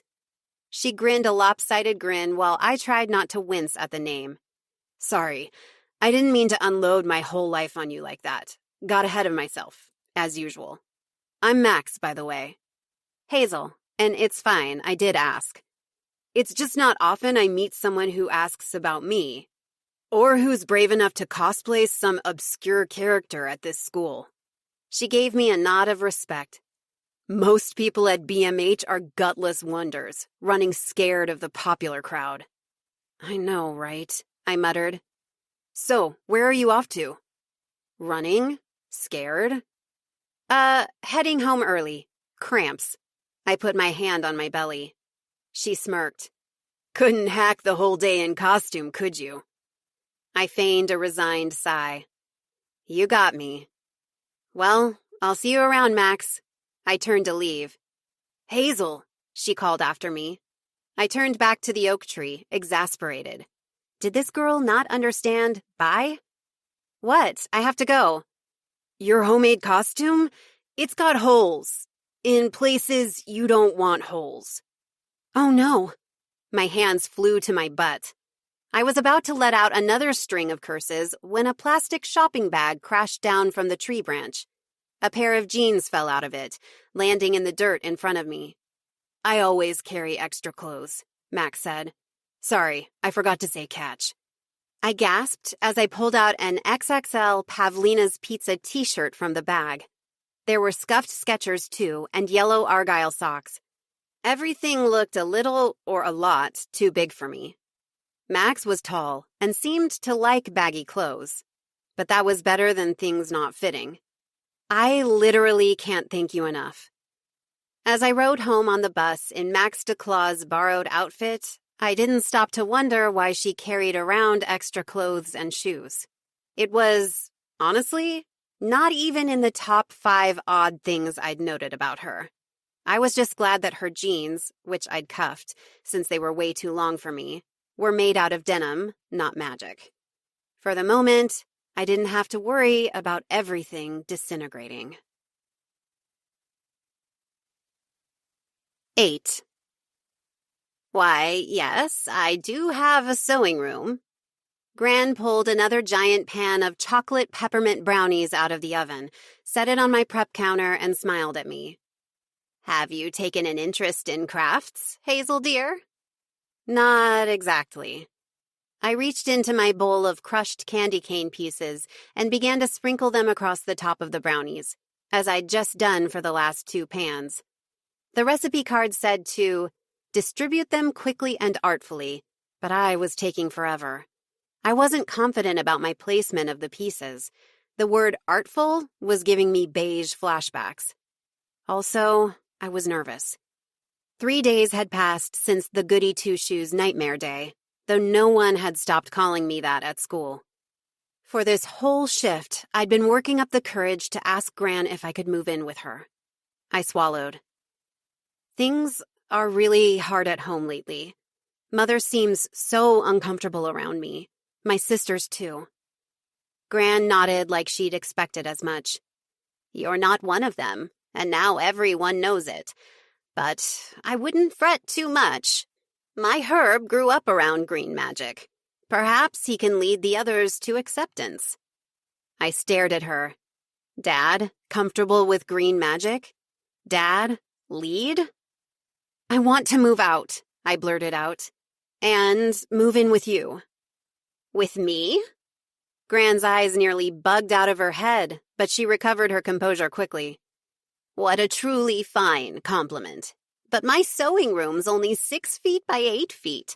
More of a glorified closet, I'm afraid. Can't you make it bigger with magic? I asked impatiently. She shot me a look. My shoulders slumped. That's not the real reason you're saying no. Hazel, dear, I'd make a terrible roommate. I snore like thunder. I'll get earplugs. More importantly, she went on, I enjoy living alone. Besides, working together and being roomies? That's too much togetherness, don't you think? I felt stung. Are you saying you'd get sick of me? She laughed. Well, that too. Gran, what I'm saying is you need more people in your life than one grandmother, who's also your boss. My relief, that she hadn't really meant she'd get sick of me, gave way to bitterness. Where am I supposed to find these people?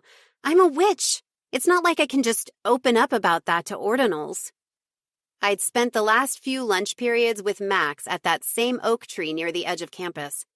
It was the one place I could go to and not be bullied or mocked. But there was a limit to how close I could be with any ordinal, even a strange one like Max. It was already feeling awkward that we talked more about her life than mine. Awkward to me, at least. Max talked so much, I wasn't sure if she noticed. It is a pickle, Gran admitted. But don't lose hope. She winked at me. I may know of some other witches who'd want to meet you. Good, because the only other witches at school kinda hate me. I finally told her about Hayden's wardrobe spell. And when I got home, my missing school clothes were neatly folded in my dresser drawer. Sideways, like Marie Kondo. Lord save us from beige witches. She shook her head and made disapproving noises. Easy for you to say, I grumbled. I live with 3. Only for now, Hazel, she said gently. You'll be 18 in mere months. You don't have to live at home after graduation. The realization was like a thunderclap. It had honestly never occurred to me to move out when I turned 18. But Bee still lives at home, I protested. She takes a couple of courses at the community college and does some bookkeeping for Mother's party planning business, and she drives us around. As I said it out loud, Bee's life sounded grim as hell. Her choices, her problems, Gran said, as if reading my mind. If you budget wisely, you can move into your own place with roommates once you've got a job. And you'll always have a job here. I stared at her, trying to take in what she was saying. Wait, always? Gran chuckled. Silly girl, did you not understand what was happening? You don't know how anxious I was for you to start your apprenticeship. I'm not getting any younger, more's the pity. Apprenticeship. The word felt strange and ancient, but also right somehow. I tried it on for size. So I'm your sole magical heir, she finished. Hazel, don't look at me like that. Surely you've guessed by now this old place will be yours one day. My jaw must have gone slack at that, because she added quickly, Not for a while, young witch. You've got a lot of training ahead of you. Those peppermint pieces look rough. Sorry. I threw on pot holders and shoved the pan back into the oven in a daze, thinking of my first moments here at the bakery, the vibrations of my heart finding its home. Then I thought of Mother dismissing me from magic lessons, my hot tears as I shuffled out of the room. My heart felt heavy. Dad mentioned Granny Sage needs some help around the bakery. Let me guess, you have no idea why she brought you to me. Had Mother suspected all along that I'd inherited Gran's magic, not hers? She'd made it sound like the job at Gran's was my consolation prize for being demoted. But what if the order of those events was confused in my mind? How anxious I was for you to start your apprenticeship. If Gran had been lobbying my parents to let me start apprenticing at the bakery, why would Mother make a show of kicking me out of beige magic lessons first, declaring me a failure? Why do something so cruel? It was a mystery. But my heart knew one thing for certain. I needed a budget and to start looking around for those roommates. 9. Okay, entertainment, Max said, fingers poised over the laptop balanced on her thighs. I don't know, $15? It was lunchtime on Thursday, and I was sitting on Max's usual branch in the live oak at the edge of Corvid Woods, bundled up in my long puffer coat, scarf, gloves, and hat.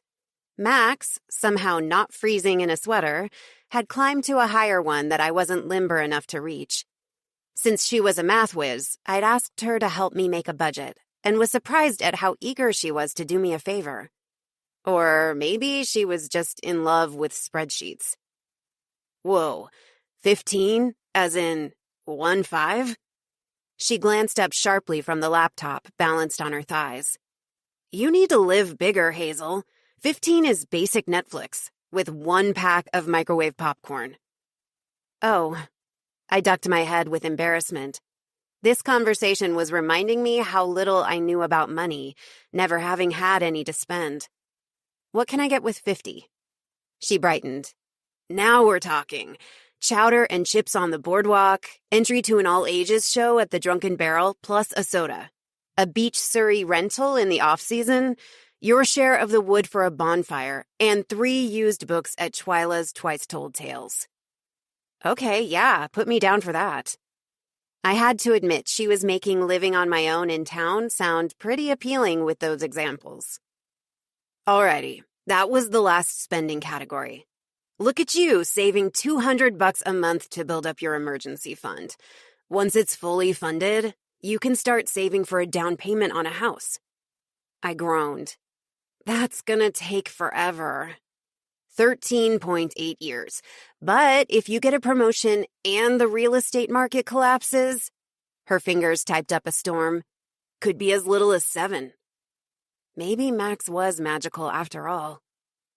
All that stuff you mentioned for entertainment sounded fun, I ventured as we walked back to campus after the lunch bell rang. I've never been to a beach bonfire. Seriously? We do a big one every summer up in Astoria. You should come. My heart skipped. Me? Join you and Cade?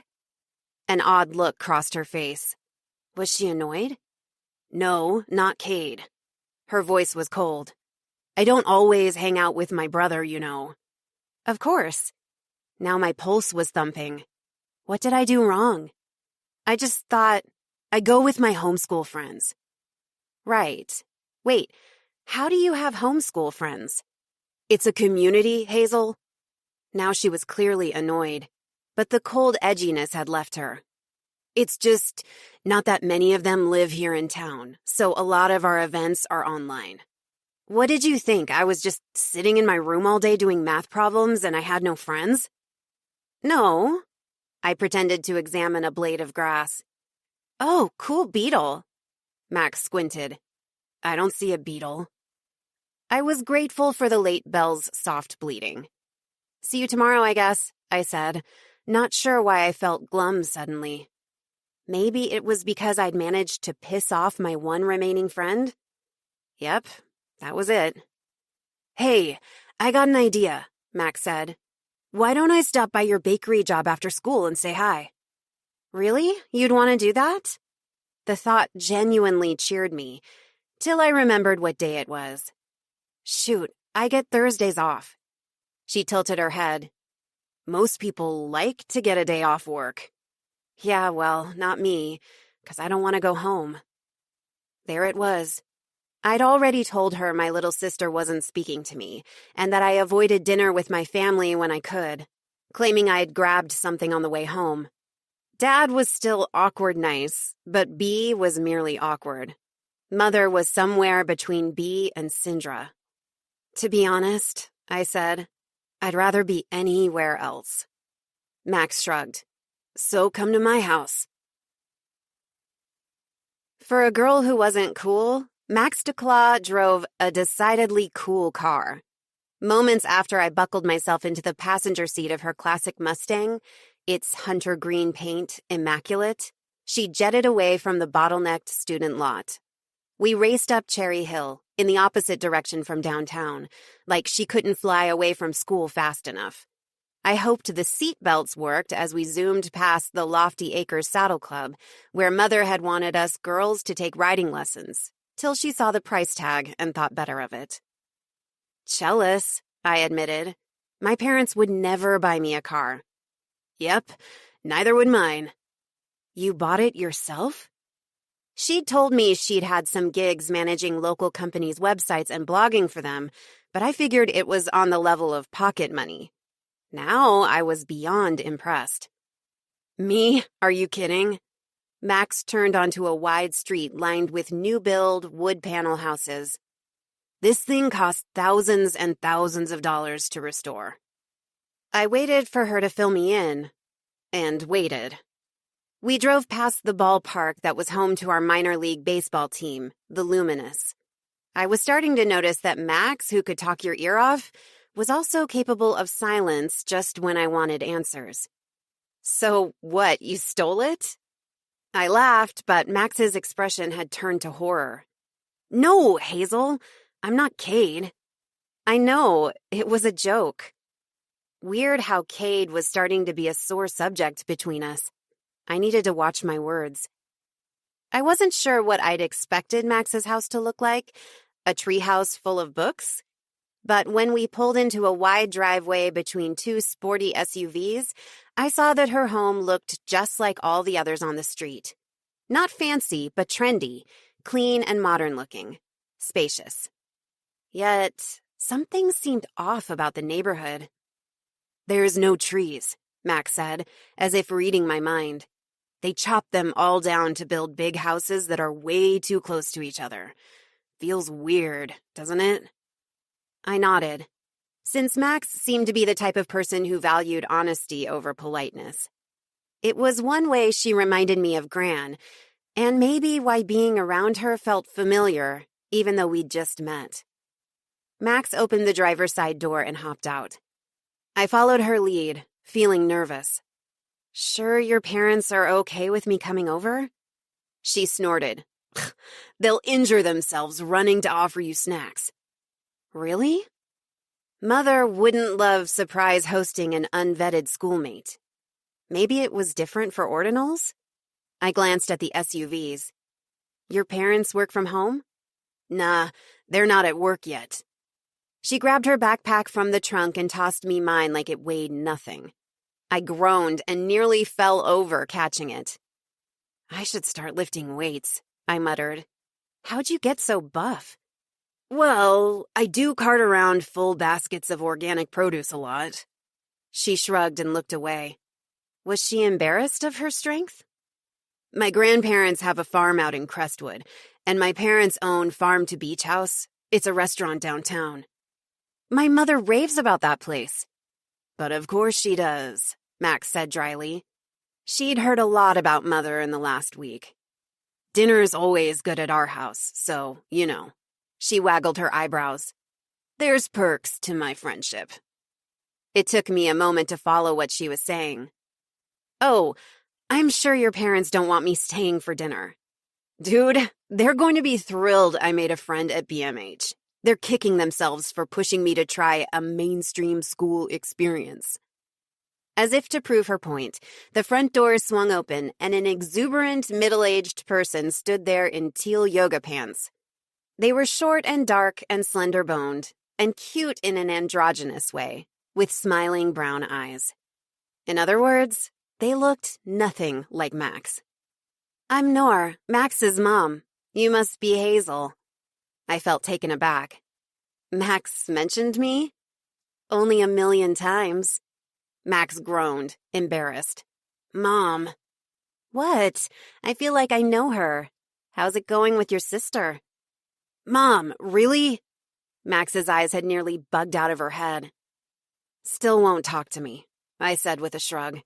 Thanks for asking. Honestly, it felt good to have a mom checking in on me, even one I'd never met before. I could get used to this. The house smelled like butter and thyme, smells that made me hungry. I wandered after Max into an offbeat, Pottery Barn-looking mudroom where she was unlacing her Doc Marten boots. I stowed my sneakers into a slot in the shoe storage bench and set my backpack on a carved wooden hook next to where Max hung hers. You two girls must be hungry. Can I whip you up some black bean sliders? Max gave me a look as if to say, told you. Nah, we're going upstairs. We were. Yam fries with aioli?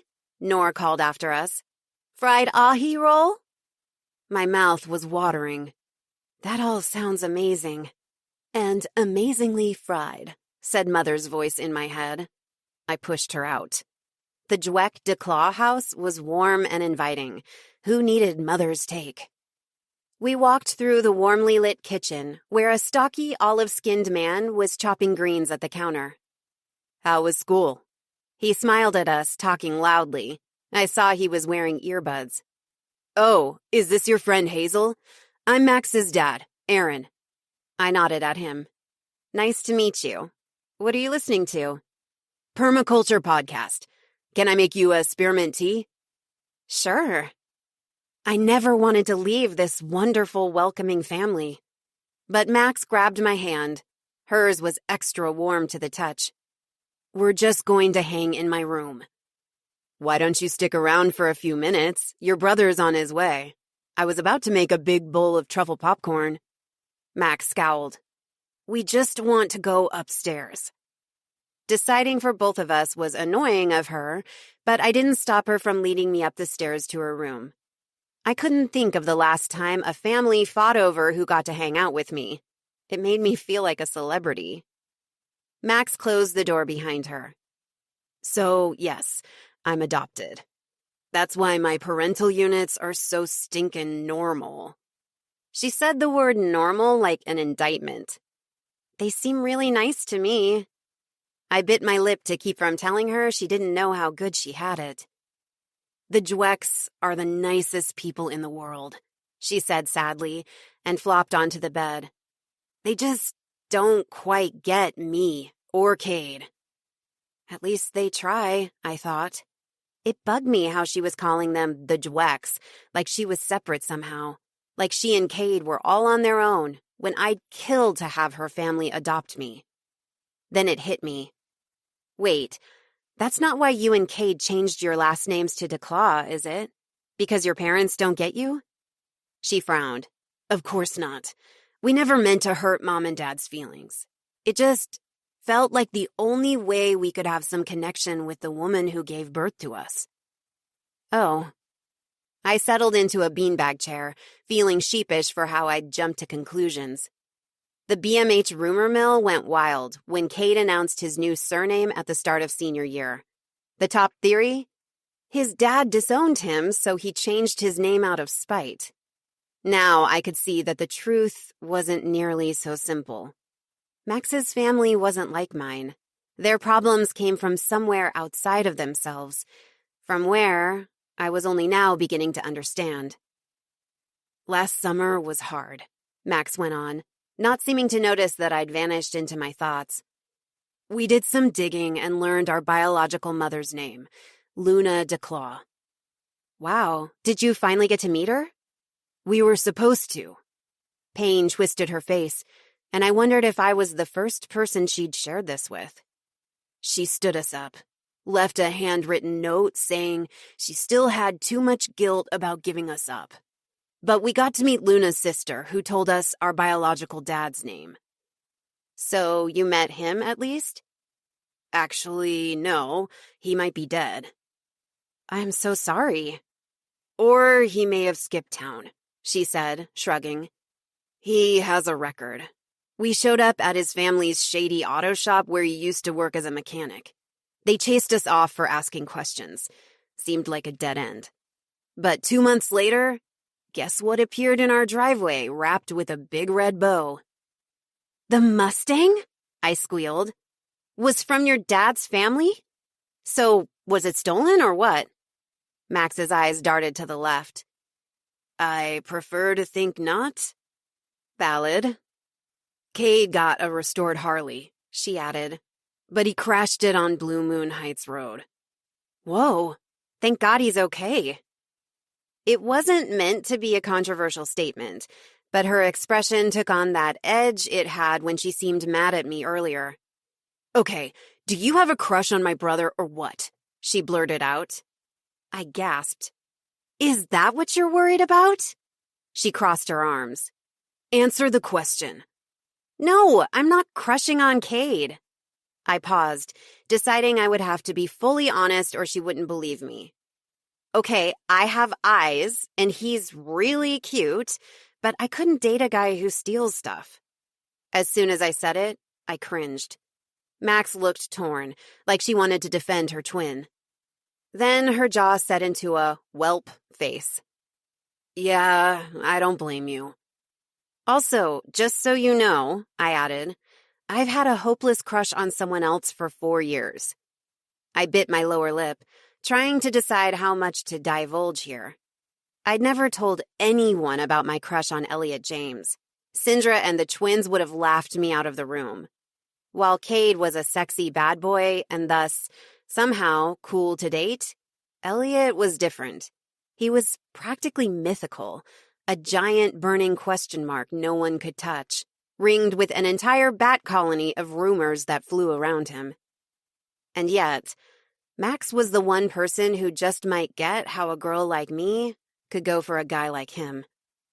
But she didn't ask for my crush's name. Instead, she breathed a huge sigh. Thank God. So, I can tell you then. Tell me what? The first week of school, my first week of any school ever? She squeezed her eyes shut like it was going to take all her willpower to get through it. I made a friend, she said finally. I thought I made a friend. Oh no. I sensed where this was going. She was bubbly and charming and so much fun. She laughed at my jokes. She flirted with me. Oh no.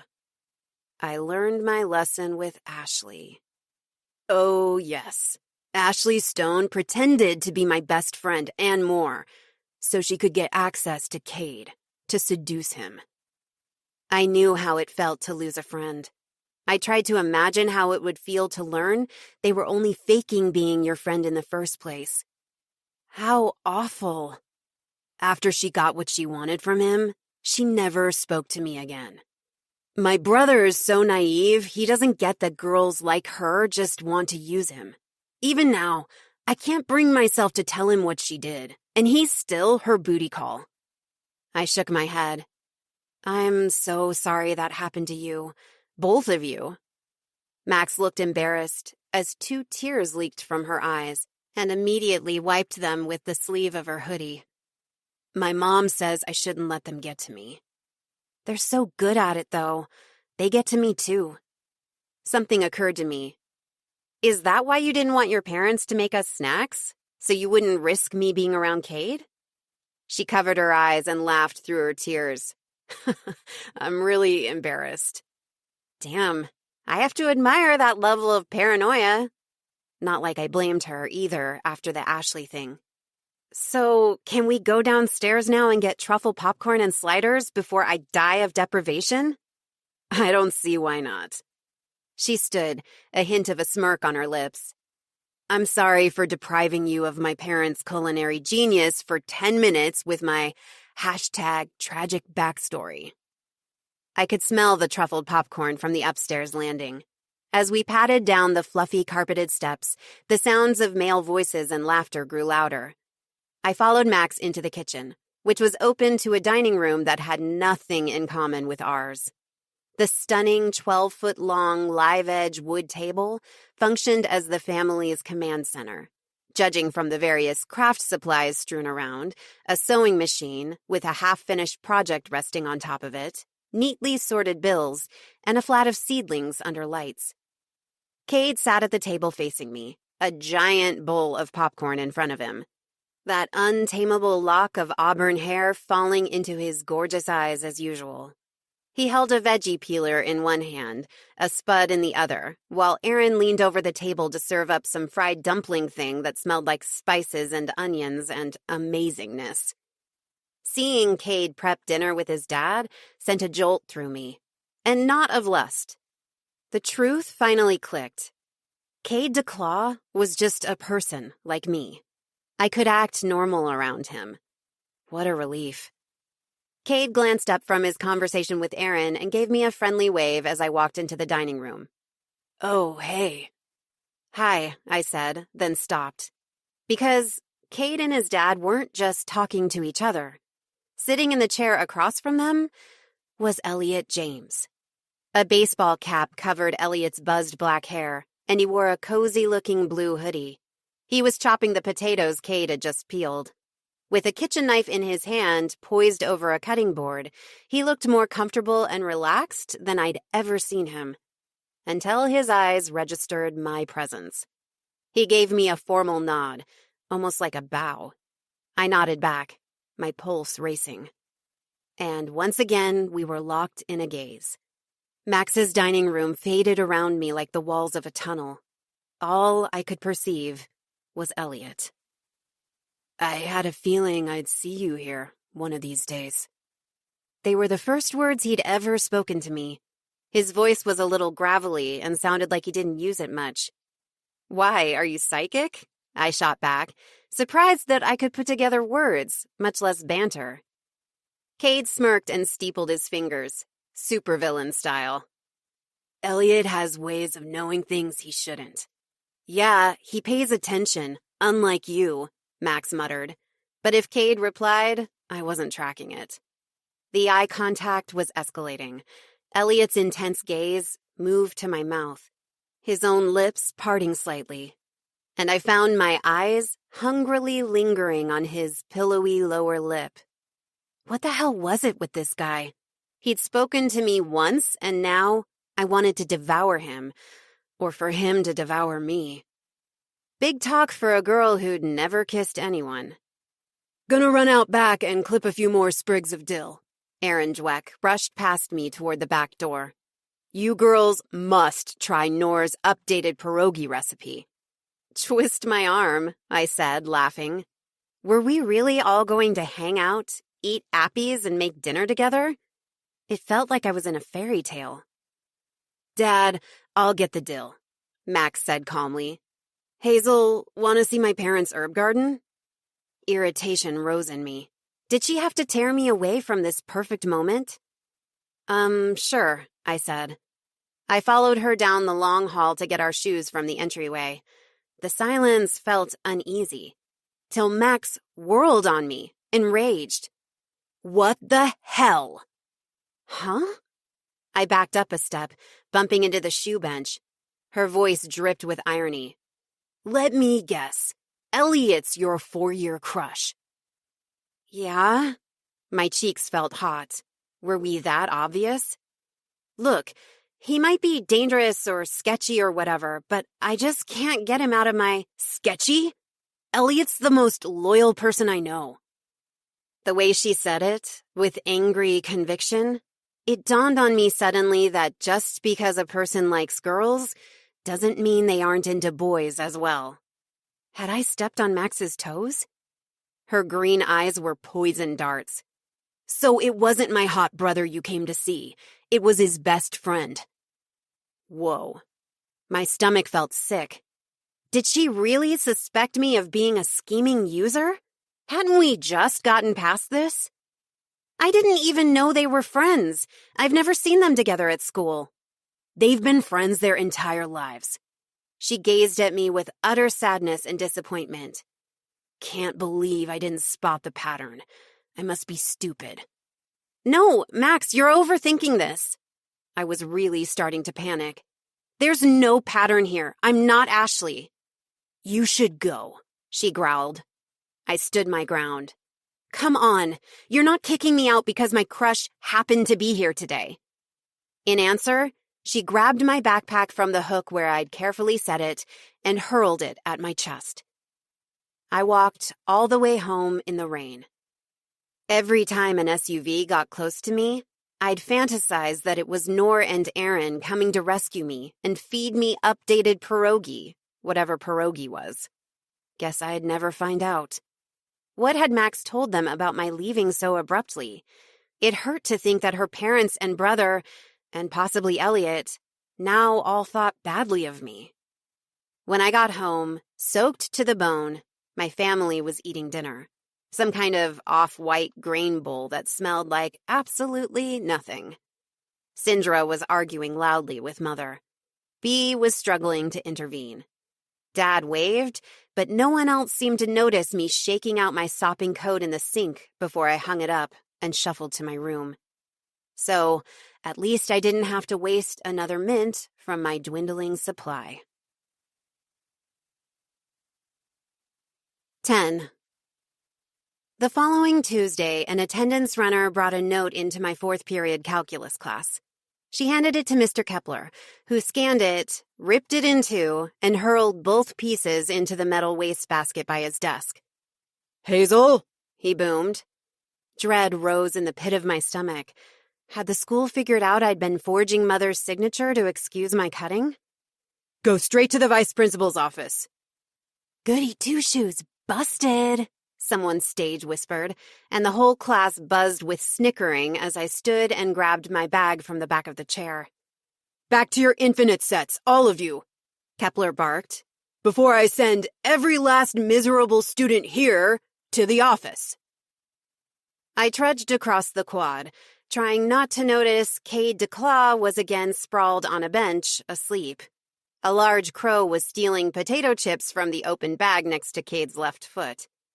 Seeing him was painful now, because it reminded me of Max and how we were almost friends before she pulled the ripcord. I walked faster. After our falling out at her house a week earlier, I'd taken to wandering the halls invisible at lunchtimes. Often, I couldn't bring myself to speak and return to visibility, so I'd cut all 3 afternoon classes and walk downtown to loiter in a coffee shop till it was time to start my shift at Sage's. No, I wasn't doing well. But when I reached the admin building, Gladys, the cranky receptionist, was smiling. "Surprise, Hazel, you have a visitor." Gran stood in front of the office counter, looking absurdly out of place in her bottle green wool coat, her side braid askew under a brown tweed hat. "I'm taking you to lunch, Hazel dear. A long lunch."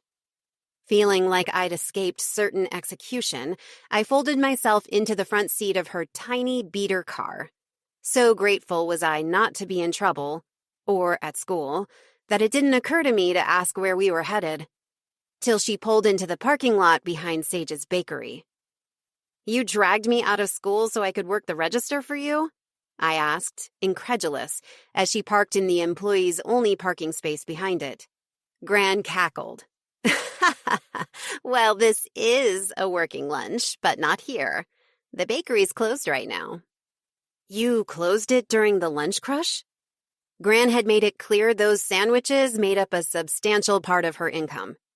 This is more important. She turned off the engine and motioned to me to grab her purse from the glove compartment. It's the first Tuesday of the month, the Blue Moon Bay Area Green Witch Association meeting. The what? It took me a minute to translate such a mouthful. A club for green witches? That was a refreshing change from the beige way of doing things. Beige witches were so exclusive, you had to know someone just to get invited to a small gathering. Even then, you were only meeting like 3 people, and if you really impressed one of them, you might get invited to another group. Might. It's no mere social club. Gran sounded a bit offended. We sisters support each other in countless ways. We offer education and resources. We network. We celebrate birthdays. So, yes, fine, okay, it's a club. The diner was on the cheaper side of Ocean Street, but the pink gingham curtains on the windows were adorable and matched the pale pink seating of the booths inside. The sign reading "Perfect Pancakes" looked new. A young widow bought this place only last month, Gran confided. Put a lot of work into fixing it up. She's volunteered to host the meetings from now on. Probably thinks it'll be good for her new business. Wait till she learns the truth. What truth? I frowned. It's a thankless post, she hissed. Take it from one who knows. I hosted the meetings for 36 years. Leading witches is like herding cats, and sometimes they bring their cats. Poor young Jacinta doesn't know what she's in for. With that, she threw open the door. The instant we walked into the diner, I finally got an inkling what Mother was on about with the grassy overload. It smelled like summer in here, though it was December. And it was glorious. Witches of all ages and looks milled around the room drinking coffee from oversized mugs, while images of larger-than-life felines frolicked on the wallpaper. There was a young woman in an orange construction vest, covered from head to toe with tattoos, a doctor in scrubs, a well-to-do older lady with designer glasses and an expensive-looking haircut.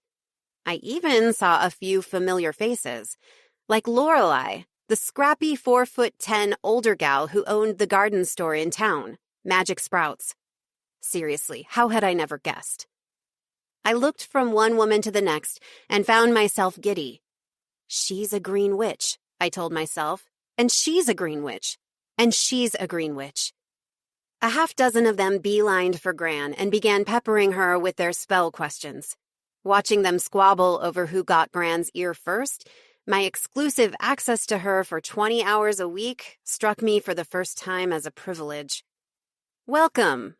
A harried-looking woman greeted me who I guessed must be Jacinta. Cinnamon red hair complemented her bronze complexion, and she was dressed from head to toe in what looked like handmade knits, a chunky sweater and ribbed leggings over a midi-length pleated wool skirt. You must be Hazel, she said. We're so pumped for you taking your vows today. Taking my vows? Gran was busy holding court. She seemed to be one of the queen bees of this community. So I just nodded like an idiot while panicking internally. What vows? Did beige witches have vows? I'd never heard of any. Jacinta turned to the register. Yolanda, please bring our initiate witch some coffee. Okay, Mama, said a plucky, small voice, and I did a double take. There was a little girl working the register. She couldn't have been more than 6 or 7. Weren't child labor laws a thing? Shouldn't this witchling be in school, Jacinta? Lorelei from the garden store was at my side, saying what I was thinking. We homeschool, Jacinta said smoothly. And what subject is this? Lorelei pushed. Project-based learning, Jacinta replied, and rattled off more buzzwords.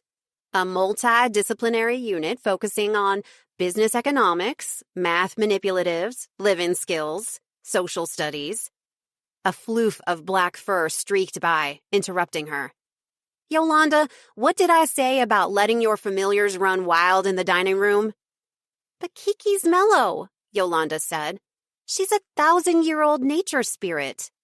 I know, honey, but right now she's in a kitten's body. It's a code violation. I stared at Kiki, who looked like a cat to me. Did beige witches have familiars? I wasn't sure since Mother thought pets were unhygienic. With a good-natured shrug, Yolanda went to go retrieve her cat, while Jacinta gave up and went to get our coffees herself. I turned to Gran, full of questions. Sorry, no familiars till you're out of your mother's house, she said. I don't want to start a war. Not that, though I filed it away for later. What's this about vows? She smiled mysteriously. Order your pancakes first. Coffee was served with old-fashioned sugar lumps and a choice of creams. Regular, coconut, or vanilla oat. Jacinta didn't phone in anything. While I pored over the 7-page menu like I was Syndra reading a fashion magazine, every witch in the room introduced herself to me. None of the others were in high school, a bummer, but there were several college-aged ones. When I mentioned I'd be looking for roommates this June, several offered to exchange phone numbers. We all began meandering toward the private back room where we settled around a gleaming, rustic high-top table. The small mosaic tiles in here looked hand-laid, in shades of lavender and dusty rose, interspersed with accents of opalescent fuchsia. Jacinta snapped her fingers. Sister witches round the fire, eat and drink your heart's desire. And with a collective, gentle thud, plates appeared in front of each of us. The chocolate chip pancakes I'd ordered were fresh and piping hot. Beside me, Gran's Spanish omelet was garnished with a tall biscuit and home fries. Now that everyone's been served, Jacinta said brightly, what do you say we move on to the main agenda for today's meeting? What agenda? Lorelei looked affronted. We're green witches. We flow organically from subject to subject. Well, if I may, a set agenda makes us more time efficient, Jacinta said, and in turn, more effective as a community. Some people were muttering protests, but most others happily dug into their pancakes and waffles, distracted by side conversations with their table mates and not listening. Gran had underestimated Jacinta. She was a smooth operator. Herding cats would not be a problem for her. Literally. Yes, well, efficiency has its place, I'm sure. Gran was clearly trying to be patient. But it would behoove us to remember we are not a corporation. We're a sisterhood. She turned to me. Take a look around you, Hazel. These are the people who will be your people in the years to come. The people you'll reach out to when you're struggling with a spell. The people who'll teleport over to babysit your future children. The people... Why are they all women? I blurted out. Lorelei laughed, which made her porcelain skin look flushed. Congrats, kid. You went straight to the most controversial topic in Green Witch society. I had? Sorry, but doesn't our gift flow to the men in the family, too? It was on my mind ever since I saw Dad's unnerved reaction to seeing green magic. Not the fact that he was unnerved by it. The fact that he saw the magical vines spelling happy birthday at all. While the results of our magic were visible to all, the manifestations of magic itself were not. Or so I'd thought. Some men of our lines do possess a spark, Lorelei admitted. But a spark doesn't make a witch. Practice does. There's no controversy, Gran said firmly. Menfolk are not practitioners of magic. But they totally could be, one of the college-aged witches said. If you let them in, if you train them. Then they'd cluelessly destroy everything we've built, said an older witch. Gran and Lorelei both nodded, and the younger witches rolled their eyes. I was weighing whether to wade into this generational divide or keep eating my pancakes when Jacinta announced, First item on my agenda, Hazel Greenwood's initiation. To my surprise, the lights dimmed as a candle-lit coffee cake sailed through the air and landed on the table. In matcha green, whipped buttercream letters, it proclaimed, Welcome, sister. Everyone began to sing, raucously as if they were slightly drunk on coffee. Thy witch's heart hast spoken true, through darkest woods thou trod. Thy sisters walk beside thee now, for thou hast found thy squad." The whole room clapped and hooted. Breakfast dishes cleared themselves to make way for cake, and Yolanda went around topping off coffees before settling into her mom's lap. No one had to tell me to smile as I blew out the candles. I don't know why, but for a split second, I pictured Max.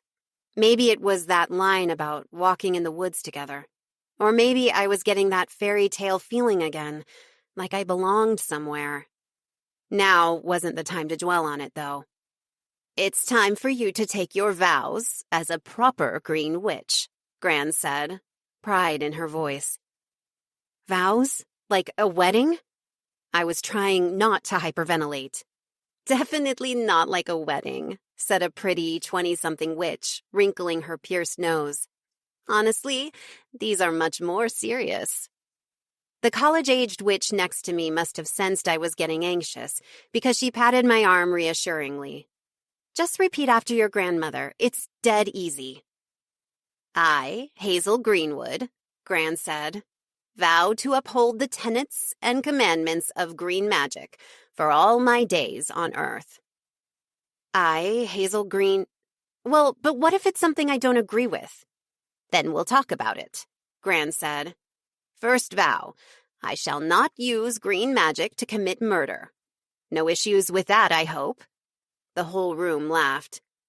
I repeated her words, and as I spoke, a corsage of ethereal green roses wrapped itself around my wrist. Its glow gave the only light in the room, as if I didn't already feel special. "Second vow, I shall not use green magic to make people fall in love." I repeated the vow, and a gorgeous necklace of lilies glowed around my neck. "Third vow, I shall not use green magic to improve mine appearance." Wait, you mean like the entire point of beige magic? Again, the whole room laughed. "She gets it," Lorelei said. That vow I recited with gusto, and a shiny neon corsage encased my other wrist. The vows kept coming. "I shall not let down a sister in need. I shall honor nature, including my own nature. I shall abhor the use of gray magic." My eyebrows went up. Gray magic? "I'll explain what that is later," Gran said. I repeated it all until I shone like the northern lights. "To honor these vows, I shall fear not to break all other rules." Cartoon breaks squealed in my mind. Whoa, whoa, whoa. It's okay to break all other rules? "Only to uphold your green witch vows," Gran reminded me. But, all other rules? This was a bridge too far. What about lying, stealing, wearing white at someone else's wedding? "All up to you and your conscience," Jacinta said. "You might lose friends or lose your freedom," Lorelei added, "but there's no magical consequences." I chewed on that phrase. Magical consequences. And wondered what I'd gotten myself into. What happens if a green witch breaks a vow?" "Well, dear, we'll turn you into a toad," Lorelei deadpanned. Whatever face I made apparently caused snickers and table pounding. "That was true back in the Middle Ages." Gran shot Lorelei a reproving look. "But witch society has changed, mostly for the better. These days, you're forbidden to practice for a year and a day." "I doubt it'll come up." Jacinta tossed her hair. "You're obviously the kind of witch who takes rules seriously. Like myself." "Like most green witches," Gran said. "So are you ready, Hazel? It's the last one." "To honor these vows, I shall fear not," I shut my eyes, "to break all other rules." I felt suddenly dizzy, and my eyes flew open. My chair, with me still in it, was floating above the table. Feet dangling, I spun slowly around while every witch tossed ethereal sparks from her fingers like confetti that showered me with green gold magic. The vibrating orchestra of my heart was tuning as each witch in turn looked me in the eye, a brief look of total understanding, then tossed an ethereal flower my way. Gran smiled and tossed a handful of dandelion puffs, which blew apart like fireworks in the air around me. I felt warm from head to toe, like I was basking in the sun on one of Blue Moon Bay's rare hot July days. I was basking in the warmth of being seen. "Hold on tight to this feeling," said a voice inside me. "Hold on as long as you possibly can." 11. I held on to that warm glow through the night, and when I woke up Wednesday morning, it was still with me. I'd forgotten to set my alarm. Okay, I just didn't feel like it, and it was on the later side, but I didn't stress it. I yawned, stretched, and opened my window. Still in my robe, I padded downstairs, where Bee stood in front of the open fridge, washing down a dry protein bar with canned cold brew coffee. She already wore her coat and shoes. "Oh, hi." Bee gave me an odd look, like she wasn't sure what tone to take with a sister who'd been absent from family life for the last couple of weeks. "You want a ride?" she said at last. "I guess I can wait till you're dressed." "No, I'm good," I said cheerfully. I always took the bus now. "But thanks for asking." I snapped my fingers, and a stack of hot blueberry pancakes appeared on a plate in front of me. Bee's eyebrows jumped, her gaze becoming glued to my plate. My pancakes weren't as fluffy and cloud-like as Jacinta's, but they were still damn tasty. Bee looked like she was itching to make a comment about my breakfast, but her eyes lingered as she chewed her bar and chugged the cold dregs from her can. Blasting music in the upstairs bathroom, I showered with luxurious herbal bath products from the New Witch gift pack Jacinta presented me with at the end of the very long meeting yesterday. I dressed in my Sage's Bakery t-shirt, a long black A-line skirt, and granny boots I'd borrowed from my actual granny. I rummaged through the gift pack and found a pair of adorable bat hair clips. I styled my hair in a half-up, half-down look with them. It might have been slightly uneven, but whatever. Hair like mine never stayed in place anyway. Next, I experimented with a 90s cat's eye kohl pencil look, like one of the college-aged green witches rocked at the meeting. I swiped on peppermint lip gloss from the gift pack, too, and felt fabulous all morning. For the first time since Syndra's birthday debacle, I dared to bring my lunch to the cafeteria. Immediately, people looked up as I walked in. Some started up the chant, "Goody, goody, two-shoes." But I shrugged it off. If people wanted to chant a stupid nickname at me, fine. They sounded like morons. I scanned for a friendly table and quickly realized I'd have to settle for neutral. A group of Thai exchange students looked like my best bet. I was heading toward them when I recognized Syndra's long brown hair from behind, 2 tables away.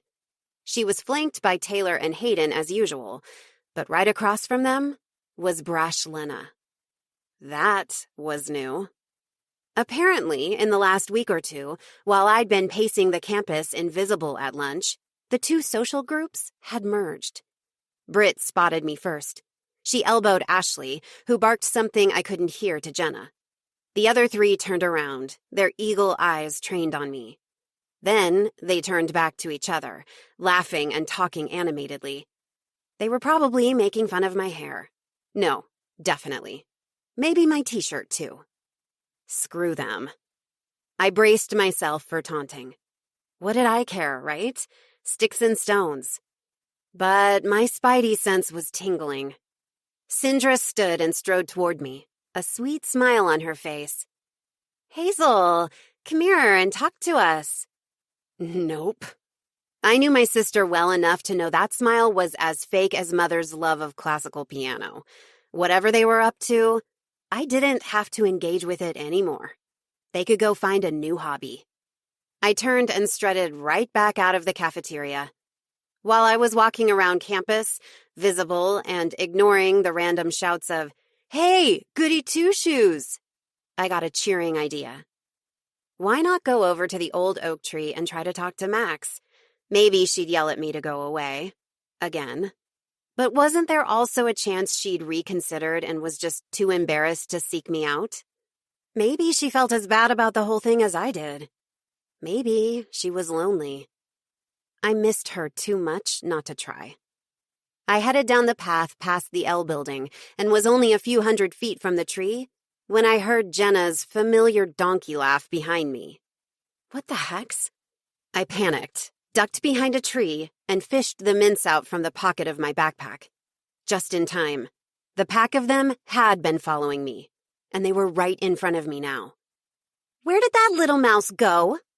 Ashley's frustration made her voice shrill. She was just here, I swear, Jenna said. Sindra and the twins managed a three-way glance. They could probably smell my magic in the air. Could they hear my heart galloping? I think we're out of luck. She's probably hiding. Sindra was on to my invisibility tricks. Had to be, given how often I'd deployed them at our house. But she couldn't exactly say so in front of ordinals. Hiding and listening to us and laughing her butt off, Hayden added. More like having a panic attack, I thought. Why were they stalking me? I thought of Max's graph, tracking their bad behavior. Its runaway curve. I no longer feared their words, but was starting to fear for my safety. Are you two high? Britt looked around pointedly. There's not a lot of hiding places out here. Ashley pointed to the oak tree in the distance. Max's oak tree. Nerdy McWeirdo up there must have seen where she went. Britt cackled. So that's where our little Maxie's been all these weeks. My stomach felt sick as the freshman sized up Max, with her wild red hair and her too baggy shirt and her out-of-style glasses and her thick library book. Did Max start hanging out at the tree to avoid getting hassled? And I'd led them right to her. Ugh, that girl's mental. Hayden looked contemptuous. She's in my PE class, and I've never heard her talk. Oh, she'll talk to me, Ashley said smugly. Nerd girl has a huge awkward crush on me. I'd have paid my entire monthly entertainment budget to see Max tell her to go to hell. But there were 6 of them. As they marched over to the tree, I followed reluctantly, not liking where this was heading. Hey, Max! Ashley put on a convincingly sweet face as she called up to the redhead. What's up, girl? I miss you. We haven't talked in forever. Max closed her book. Oh, Ashley Stone, she said calmly. It's been 106 days since you showed your true colors, and, yeah, I have zilch to say to you. Begone, snake. Ashley's face went from sweet to evil in a heartbeat.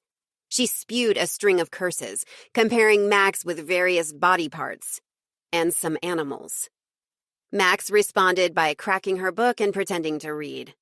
Or maybe ice flowed through her veins and she really was enjoying the story? She was pretty fearless. I was taking notes. Aw, is Whittle Bookie Book your only friend? Britt said in a baby voice. At least it's big enough to hide her face, Ashley added. I don't think she's ever heard of makeup. Okay, this was escalating fast. I was supposed to be their target, not Max. Did they not care which one of us they tortured? No, they didn't. It wasn't personal to them.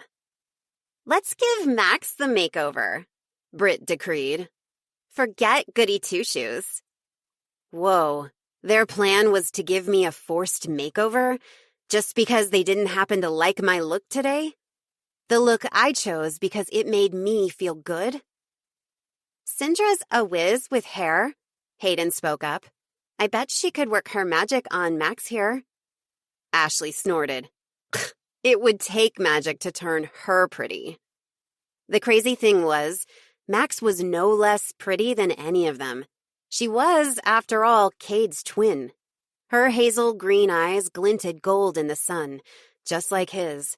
She was just as tall, with copper hair that plunged like a crazy fountain around a pale, oval face with soft features. Project, Jenna declared. Let's do this. Make the weird girl pretty. It was all happening too fast. All I could do was squeeze my eyes shut as numbness spread through me. My thoughts felt slow and gooey, like I was crawling through pea soup. Then, a clear thought rang out. Not a thought, a vow. I shall not let down a sister in need. Only problem was, what could I do against a pack? While I thought about that question, I pulled out my phone and started filming. I think she'd look better with a pixie cut, Sindra was saying, in a surprisingly calm voice for someone who was talking about hacking a girl's hair off against her will. Ooh, do you have scissors in your bag? Ashley rubbed her hands together. Sindra's wide eyes told me she hadn't realized until that moment that Ashley meant business. She has what she needs, Hayden said, dodging the question. A super short cut could bring out her features, Taylor agreed. She'd apparently decided to act like they were doing Max a kind service. Eyeshadow would help too, and maybe false eyelashes? Negative interest, Max said. Evil twinkled in Hayden's eyes. Did we ask if you were interested? What had gotten into her? It was as if the freshman Beige Witches were under a spell themselves, so determined to forge a place in the popular pantheon that they'd do anything, even exploit their magic. Or be cruel to an odd girl out who was minding her own business. No thanks. Max's voice was firm. Get away from me, please. She shouldn't have said please. It showed weakness. Sharks could smell even a drop of fear in the water. Pull her out of that tree, Ashley said, gesturing to Sindra. Fashion, grab her feet. Sindra hesitated a moment, and in that moment, Britt lunged for Max's right sneaker. Max yelped and kicked. Get the hell away from me! I ran toward the tree, screaming, Stop it, all of you, get away from her! I'd talked myself visible, but in the commotion, no one noticed me. When I reached the others, Britt was screaming. She touched the back of her head and came back with a spot of blood on her hand. Max had dropped the book on her head. What the hell was that? She shrieked at Max. Crime and Punishment, Max said, shrugging. Dostoevsky, in the original Russian. It's pretty heavy. I saw what you all did, I called down to them. All of them stared at me in bewilderment. Hazel? Max said hesitantly. Goody two-shoes? Britt exclaimed. Were you there the whole time? Man, it's like you have no presence whatsoever. She attacked us. Ashley seemed to sense it was time to get their story straight. That's what happened. Frosh, go get a teacher over here, stat. Taylor and Hayden dashed off to flag a teacher, but Sindra stood gawking at me like she couldn't figure out who I was anymore. If she hadn't known before that I could go invisible, now she knew that and more. Not only was my magic powerful, I wasn't afraid to use it to stand up for what was right. Her pinched silence told me she was only now processing that I, Hazel, could be a formidable foe. Jenna reached into her bag for a travel pack of baby wipes and dabbed at Britt's extremely minor wound. Britt swatted her. Ew, leave me alone. The girls returned with the German teacher in tow. Fraulein Gerechtigkeit was one of those women who'd had so much Botox and fillers done that you couldn't tell how old she was or what mood she happened to be in. But she was, at all times, scary. I heard another student attacked Ashley Stone, she said, expressionless as always. Is this true? Yes, Fraulein, it is, Sindra said with a winning smile. She was used to being believed. The teacher looked at me. Hazel, did you see this happen? Occasionally, it paid to be known as a good citizen.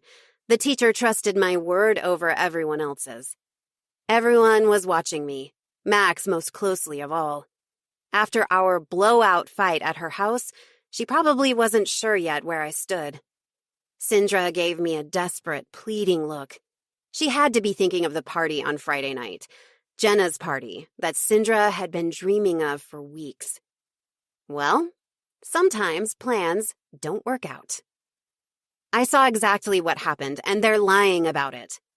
I hit play on the video and passed it to the teacher.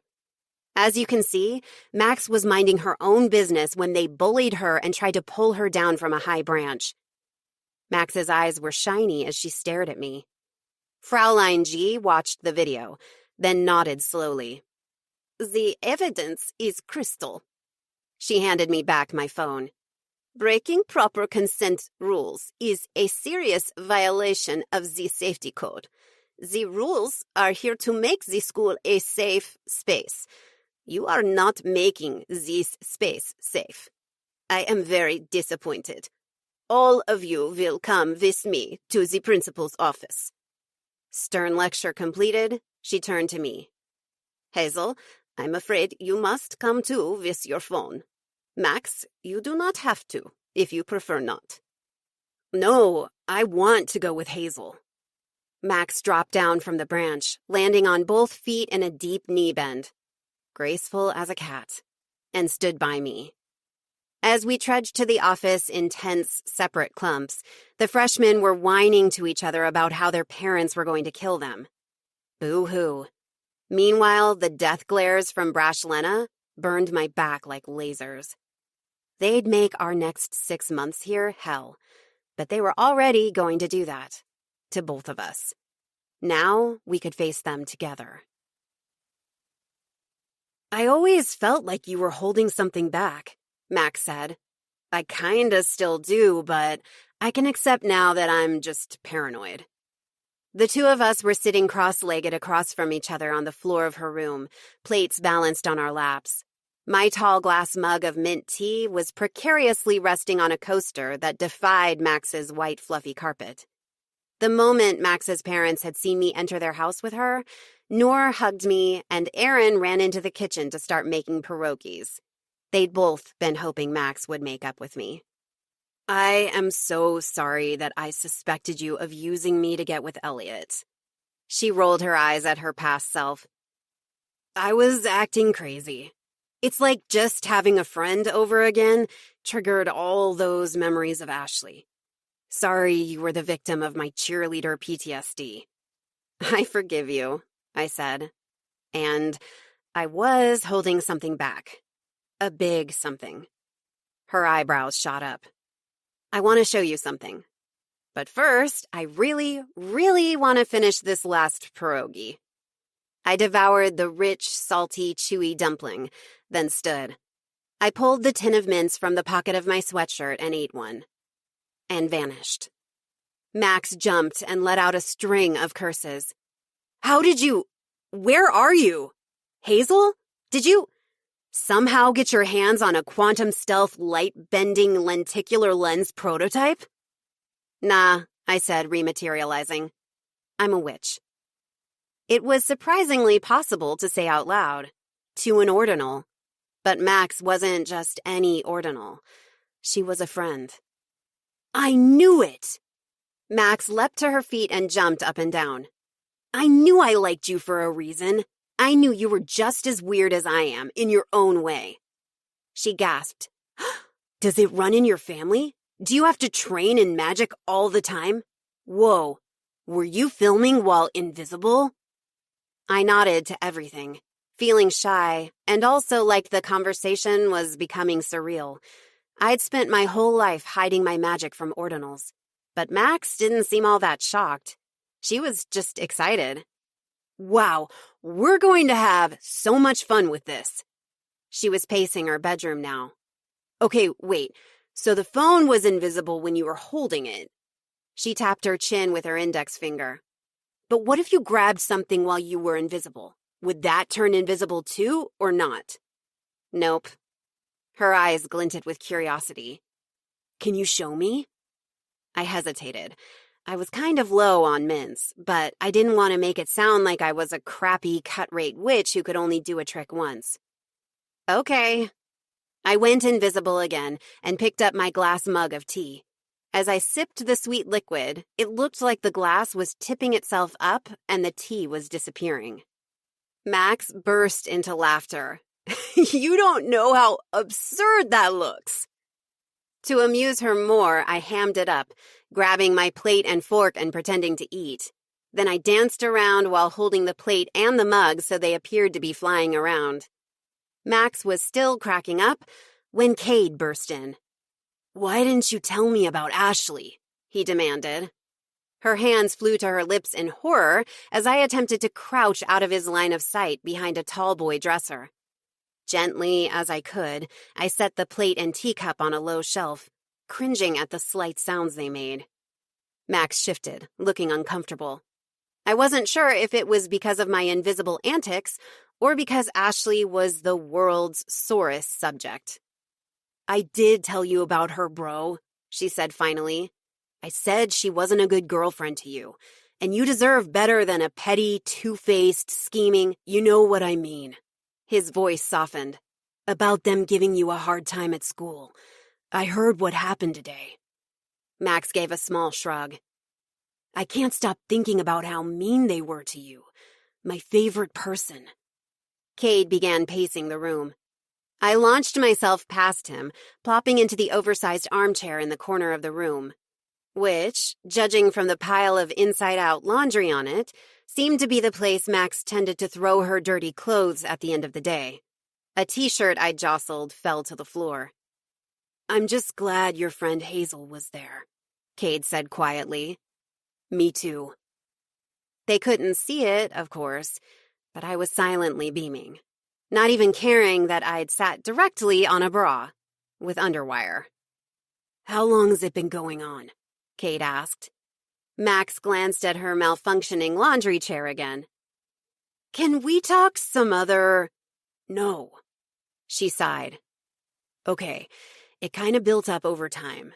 At first, it wasn't a big enough deal to tell you, and then it was too big a deal not to have told you, so I didn't tell you." He narrowed his eyes at her. "You know, Max, I'm not Mom and Dad. You can't feed me BS." "Fine." Max sounded angry now. "I didn't want to screw things up for you, okay? They might hate me, but they still love you. And you—" Her voice turned sad and wistful. "You love having fun. Parties and bonfires, and I know you need to blow off steam with—" She glanced at the chair. "Everything that's going on lately." Interesting. Did Cade have a secret Max didn't want to talk about with me around? Was he in more legal trouble? "I didn't want to take away something you needed. Like, you know, the holiday party on Friday." Cade looked disgusted. "You couldn't drag me to that stupid party. I'd rather go to jail." Max threw her arms around him, then wiped a tear. "Don't go to jail either, please." "Hey, we're not talking about me right now." Oh, these siblings. They were so sweet to each other. I better watch it or I was going to cry and give myself away. Wait a minute. Jenna's party's still on? Crap, I did give myself away. "Hazel?" Cade looked at the laundry chair. "Whoa, I can't believe I didn't see you there." "It is hard to believe," Max said, glaring at me. I stammered. I thought she was suspended, all three of them. How could she throw a party now?" Max and Cade looked at each other like, who's gonna tell her there's no Santa Claus? "Are you saying Jenna's parents don't even care?" "Their parents are all in Bali together," Cade said. "Party's on. I'm just not going this time." It doesn't seem fair. I was sitting in Max's car in front of my house. She was supposed to be dropping me off, and I was supposed to be getting up. But neither of us really wanted to stop hanging out. "Everything bounces off those three," I went on. "It's like they can't lose, even when they deserve to." Max stared at me. "What on God's green earth led you to believe high school was fair?" "But it's not just high school, is it?" I mused. "Ashley's pretty and ruthless. Britt's pretty and charismatic. And Jenna's pretty and dumb." "Exactly," I said. "So what changes for them after high school?" Ding, ding, ding, Max said with a big sarcastic smile. You get it now. Those three will never pay a price. They'll just party on while people like you and me climb trees and go invisible to stay out of their way. It's their world. They're the big T-Rexes stomping around. And we're like, I don't know, a primordial shrew or vole. I shook my head. I don't know what a vole is. Small rodent, relative of the hamster. And I don't care. Brash Lena might be winners in life, but they won't win this time. Max's eyes glinted with curiosity, her voice almost a purr. What are you talking about, Hazel? You and I are going to that party. 12. The moon was full on the night of Jenna's party. It was mischievously peeking from between two cotton clouds as Max and I stood at the 10-foot-tall double front doors. I almost felt bad for Sindra, knowing just how badly she'd longed to be here in my place. It being their first offense, the freshmen didn't get suspended. But parents were called, and for the first time, Sindra was in deep trouble. Mother chewed her out royally after the conference call with Lizzie Adams, where she and Mother decided they'd ground their kids for 2 weeks to send the right message to the world. I almost felt bad, till I remembered the pixie cut conversation. My little sister was heading down an ugly path. She needed something or someone to put on the brakes before she turned into, well, Brash Lena. Why is this house built like a castle for giants? Max commented under her breath, letting me know that she too felt intimidated by where we were. 'Cause Jenna's a mental giant? I said. We both giggled at my snotty joke.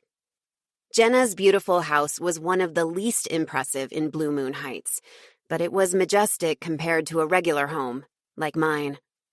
I'd thought ahead and glamoured Max's Mustang to look like a shiny new SUV, of which there were plenty strewn around the property. My one concern was that, given how packed in the cars would be by 10:30, it might be tough to beat a hasty retreat. Hopefully, it wouldn't be a problem. You ready for this? Max said. Ready as I'll ever be. It had taken us an embarrassing amount of brainstorming to realize that just because the vows said I couldn't improve my looks with magic didn't mean self-glamours were forbidden. And it turned out I was better at making myself look worse anyway. Which is why I now sported brassy zebra highlights, a face full of smoker's wrinkles, thin lips with badly applied lipstick, and an ill-fitting Cammy's Catering t-shirt. I was hefting a giant tray of cookies, bite-sized sandwiches, and mini desserts. Max waited at the door so I could walk in first, as was the plan. I stepped through the pretentious grand entry, where partygoers had dumped their shoes and coats on fancy chaise lounges and side tables, into the enormous living room. And for a moment, I felt totally let down. I'd seen Clueless and Mean Girls. I knew what a popular kids' bash was supposed to be like, and this was kind of meh. To be fair, it was only 10:15.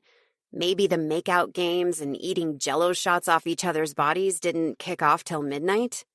It was just a dozen kids, lounging around on leather sectionals and hanging around a big kitchen island that had been turned into a self-serve bar. Jenna's folks had one of those trendy open floor plans that Mother drooled over on home renovation shows, with an all-white kitchen the size of our entire downstairs. There was even a separate coffee and smoothie nook with a commercial-grade espresso machine, though Jenna was currently using the Vitamix to make frozen cocktails. 3 different boys tried to flirt with her while she poured drinks into plastic cups. Towering French doors led to a massive deck off the kitchen, where another dozen people were drinking around a gleaming fire pit. Britt was holding court out there, surrounded by sycophants. Her gleeful laughter rang out, and I smelled various kinds of smoke. All right, maybe the party was approaching movie expectations. Not for long. Miss Jeffries, I called out, looking around as though I didn't know who that might be. Cammy's Catering with your deluxe party platter? Excuse me? Jenna stepped away from her blender and her fan club to frown at me. No doubt she was offended to have an actual ugly person in her house. I didn't hire a caterer. I pursed my no lips with faux confusion and cracked open my binder. Max had actually created a special fake order form to make this look realistic. So then you're not Leanna Augustine Jeffries? I don't know why I decided to put on an accent. Jenna blinked. That's my mom. Why would she use her middle name, though? I shrugged. Max may have gone overboard with the realistic detail. All I know is somebody ordered a party platter all the way from Bali. What a sad old woman. Jenna rolled her eyes, trying to horn in on my parties. It took me a moment to realize she meant her mother. It's like, get over it, she went on, while her 3 admirers hung on her every word. Your youth has passed you by. The only parties you can have now are Tupperware parties. Or funerals. Jenna, Ashley called sternly from the couch. Stop freaking over stupid cookies. Her speech was slurring a bit. Was she already tipsy? They must have pre-gamed. She waved at me impatiently. Just put them over there and go. Of course, miss. I'll just unpack these yummy snacks right over here.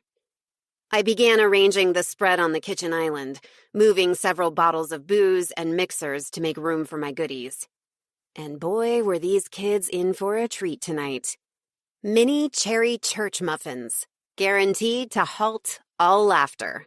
Sobriety scones to cancel out any and all pleasant effects of alcohol while leaving the negative ones. Shakespearean sandwiches, a quirky pick from Max, who'd been looking over my shoulder as I poured through Gran's recipe cards. They made the eater's speech rhyme for an hour upon consumption. Seems like it could be fun. Ashley was still watching me like a drunken hawk, so I dawdled, waiting for Max to make her move. Then the castle doors parted, and all eyes were suddenly on her, as we knew they would be. Or on him, depending on how you looked at it. At Max's own request, I'd painstakingly glamoured her as a hot guy. Using some online photos of our varsity football games as guides, I gave her the face of a Greek god, a yoked body, and a Letterman jacket from Blue Moon Heights Prep. She was Bentley Archer, 6'3" cornerback for our rival team, the Jaguars. As predicted, the trio swarmed Bentley. While they flirted and teased and flipped their hair at him, the catering lady snuck upstairs. Here, some of the crazy antics I'd been disappointed not to find downstairs were going on. Probably, anyway. Several bedrooms had closed doors, and in one, I could hear people moaning. They might have been locked in an especially passionate game of chess, but I kind of doubted it.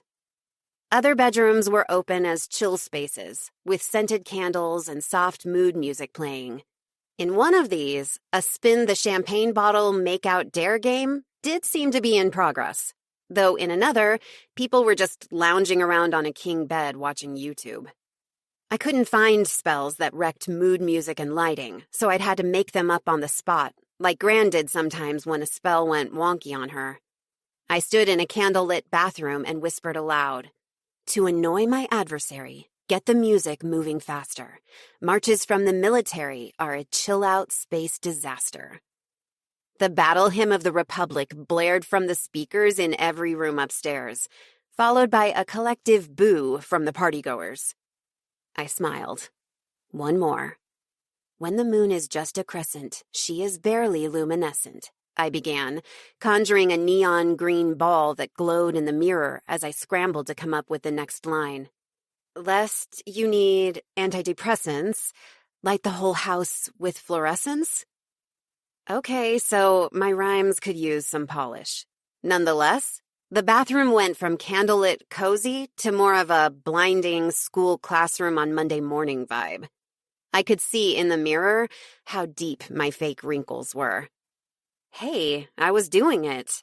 Making up original spells. Britt, Ashley, and Jenna's voices were growing louder and closer. I figured Max, as hot guy Bentley, was heading upstairs with them in tow. Reaching under my shirt, I opened my locket where I'd stored a mint. My last mint. And the catering lady vanished. I thought this party was going to be lit. Max, as Bentley, was practically yelling to be heard over the John Philip Sousa, which was blasting from every room. So far, it sucks. I've seen happier people in detention. And who thought playing Yankee Doodle was a good plan? Oh, please don't ditch, Jenna begged. It's just a glitch. Right, the Shakespearean sandwiches. They were fun. Bentley guffawed. Glitch, my toned butt. BMH girls just don't know how to throw a party. But we do, Britt sounded genuinely hurt. Don't give us a bad review. She looked weirded out by her own rhyming, but couldn't stop it. Give me one reason why I shouldn't tell all my friends at BMH Prep that you're a bunch of overhyped losers.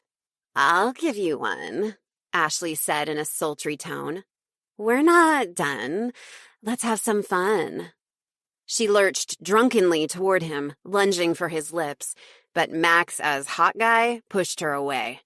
Whoa. Even if you weren't obviously wasted, you're a hard pass. Ashley gasped. Me? She gestured downward to all her earthly goods. Can you not see? I'm the prettiest and the wittiest. Britt and Jenna turned on her. Well, I'm no plain Jane, Britt said to Ashley, and you're kind of insane. People think I'm the hottest. Jenna smoothed her hair and preened at Bentley. Even though I'm so modest. A horde of angry partygoers stomped past me, down the hall and downstairs, while Stars and Stripes Forever blared.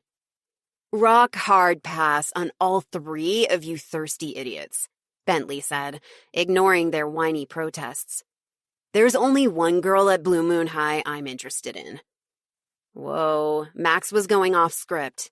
She was supposed to reject them, swear to ruin their reps, and storm out while I followed her, invisible. What was she doing improvising? This chick's got her own unique style. Doesn't give a crap about conforming. Was she talking about me? One day, she even dressed like a pilgrim. I grinned. Oh man, they had to be seething at that. I stepped out of the bathroom to get a better view of the top landing where they all stood. Is Pilgrim Girl at the party? Bentley demanded. I giggled to myself. Pilgrim Girl. And damn it, now I was visible, with no mints left. Would I never learn? Goody Two-Shoes? Here tonight? Britt said. Ew, she's not who we'd invite. Though technically she had invited me, at the same time she invited Syndra. That tattletale should go to jail, Ashley slurred angrily. Jenna tried to chuckle, but it came out as a strained cough. Church muffins. As they stood mocking the idea of me crashing their precious party, Hail to the Chief began blasting from every speaker. It was now or never. I sauntered down the hall. Just me. Bentley's face lit with pleasure. Pilgrim Girl. Hey, Bentley. I batted my eyes, working as hard as I could not to laugh, because I knew if I lost it, Max would too. The trio's faces contorted in surprised horror. What's that evil mouse doing in my house? Jenna wailed. Let's get out of here. Bentley took my hand. You're the only cool thing about this party. These three are pathetic, and their rhymes suck. I couldn't resist rumpling the trio's clothes as we walked downstairs, hand in hand, with Brashlena on our heels yelling at him to reconsider. With a few murmured words, I gave Jenna a ragged hem to trip over, covered Britt's slinky dress in cat hair. For Ashley, I went big and glamoured a zit onto her chin. The living room and kitchen were a ghost town. A handful of people were still smoking and drinking on the deck in front of the fire. I had the feeling they'd been out there the whole time and not been subject to my magical sabotaging methods. I was okay with that, because they also seemed like the kind of guests who would litter the deck with bottles and cigarette butts and be passed out on the hot tub cover come morning. We jumped into the charmed Mustang and laughed our butts off. "You better start the car," I said. "I don't know how much longer I can hold these glamours." Luckily, with people ditching the party in droves, there was plenty of room for us to maneuver. The trio was standing on the porch in the cold, looking forlorn and distressed, when Max, still in Bentley mode, sped up and peeled out. "Best party I ever went to." Max grinned with Bentley's big white teeth, but she was back to using her regular voice. "Hey, have you ever seen Thelma and Louise?" I shook my head. "Let's go watch it at your house. I'm so craving popcorn for some reason." "Oh, we're definitely making popcorn," she said. "I kind of want a mocha, too." I laughed. "You have the weirdest circadian rhythm. Where are you going to get coffee at this hour?" "Cade owes me 6 months of mochas," she said. "Told you I'd win that bet." I'd almost forgotten. "That's right. Your graph predicted they'd get suspended." She grinned. "My escalation charts never fail me. Data doesn't lie." As we high-fived, Bentley transformed back into Max with a flash of neon green light. Our SUV melted away, revealing the Stang. "By the way," I said, "remind me never to make a bet with you." "No need." She smiled at me. "I'm no idiot. I'd never bet against a green witch." This has been A Green Kind of Witch, a Blue Moon Bay Witches prequel novella, written by Sierra Cross, narrated by Joanna Roddy.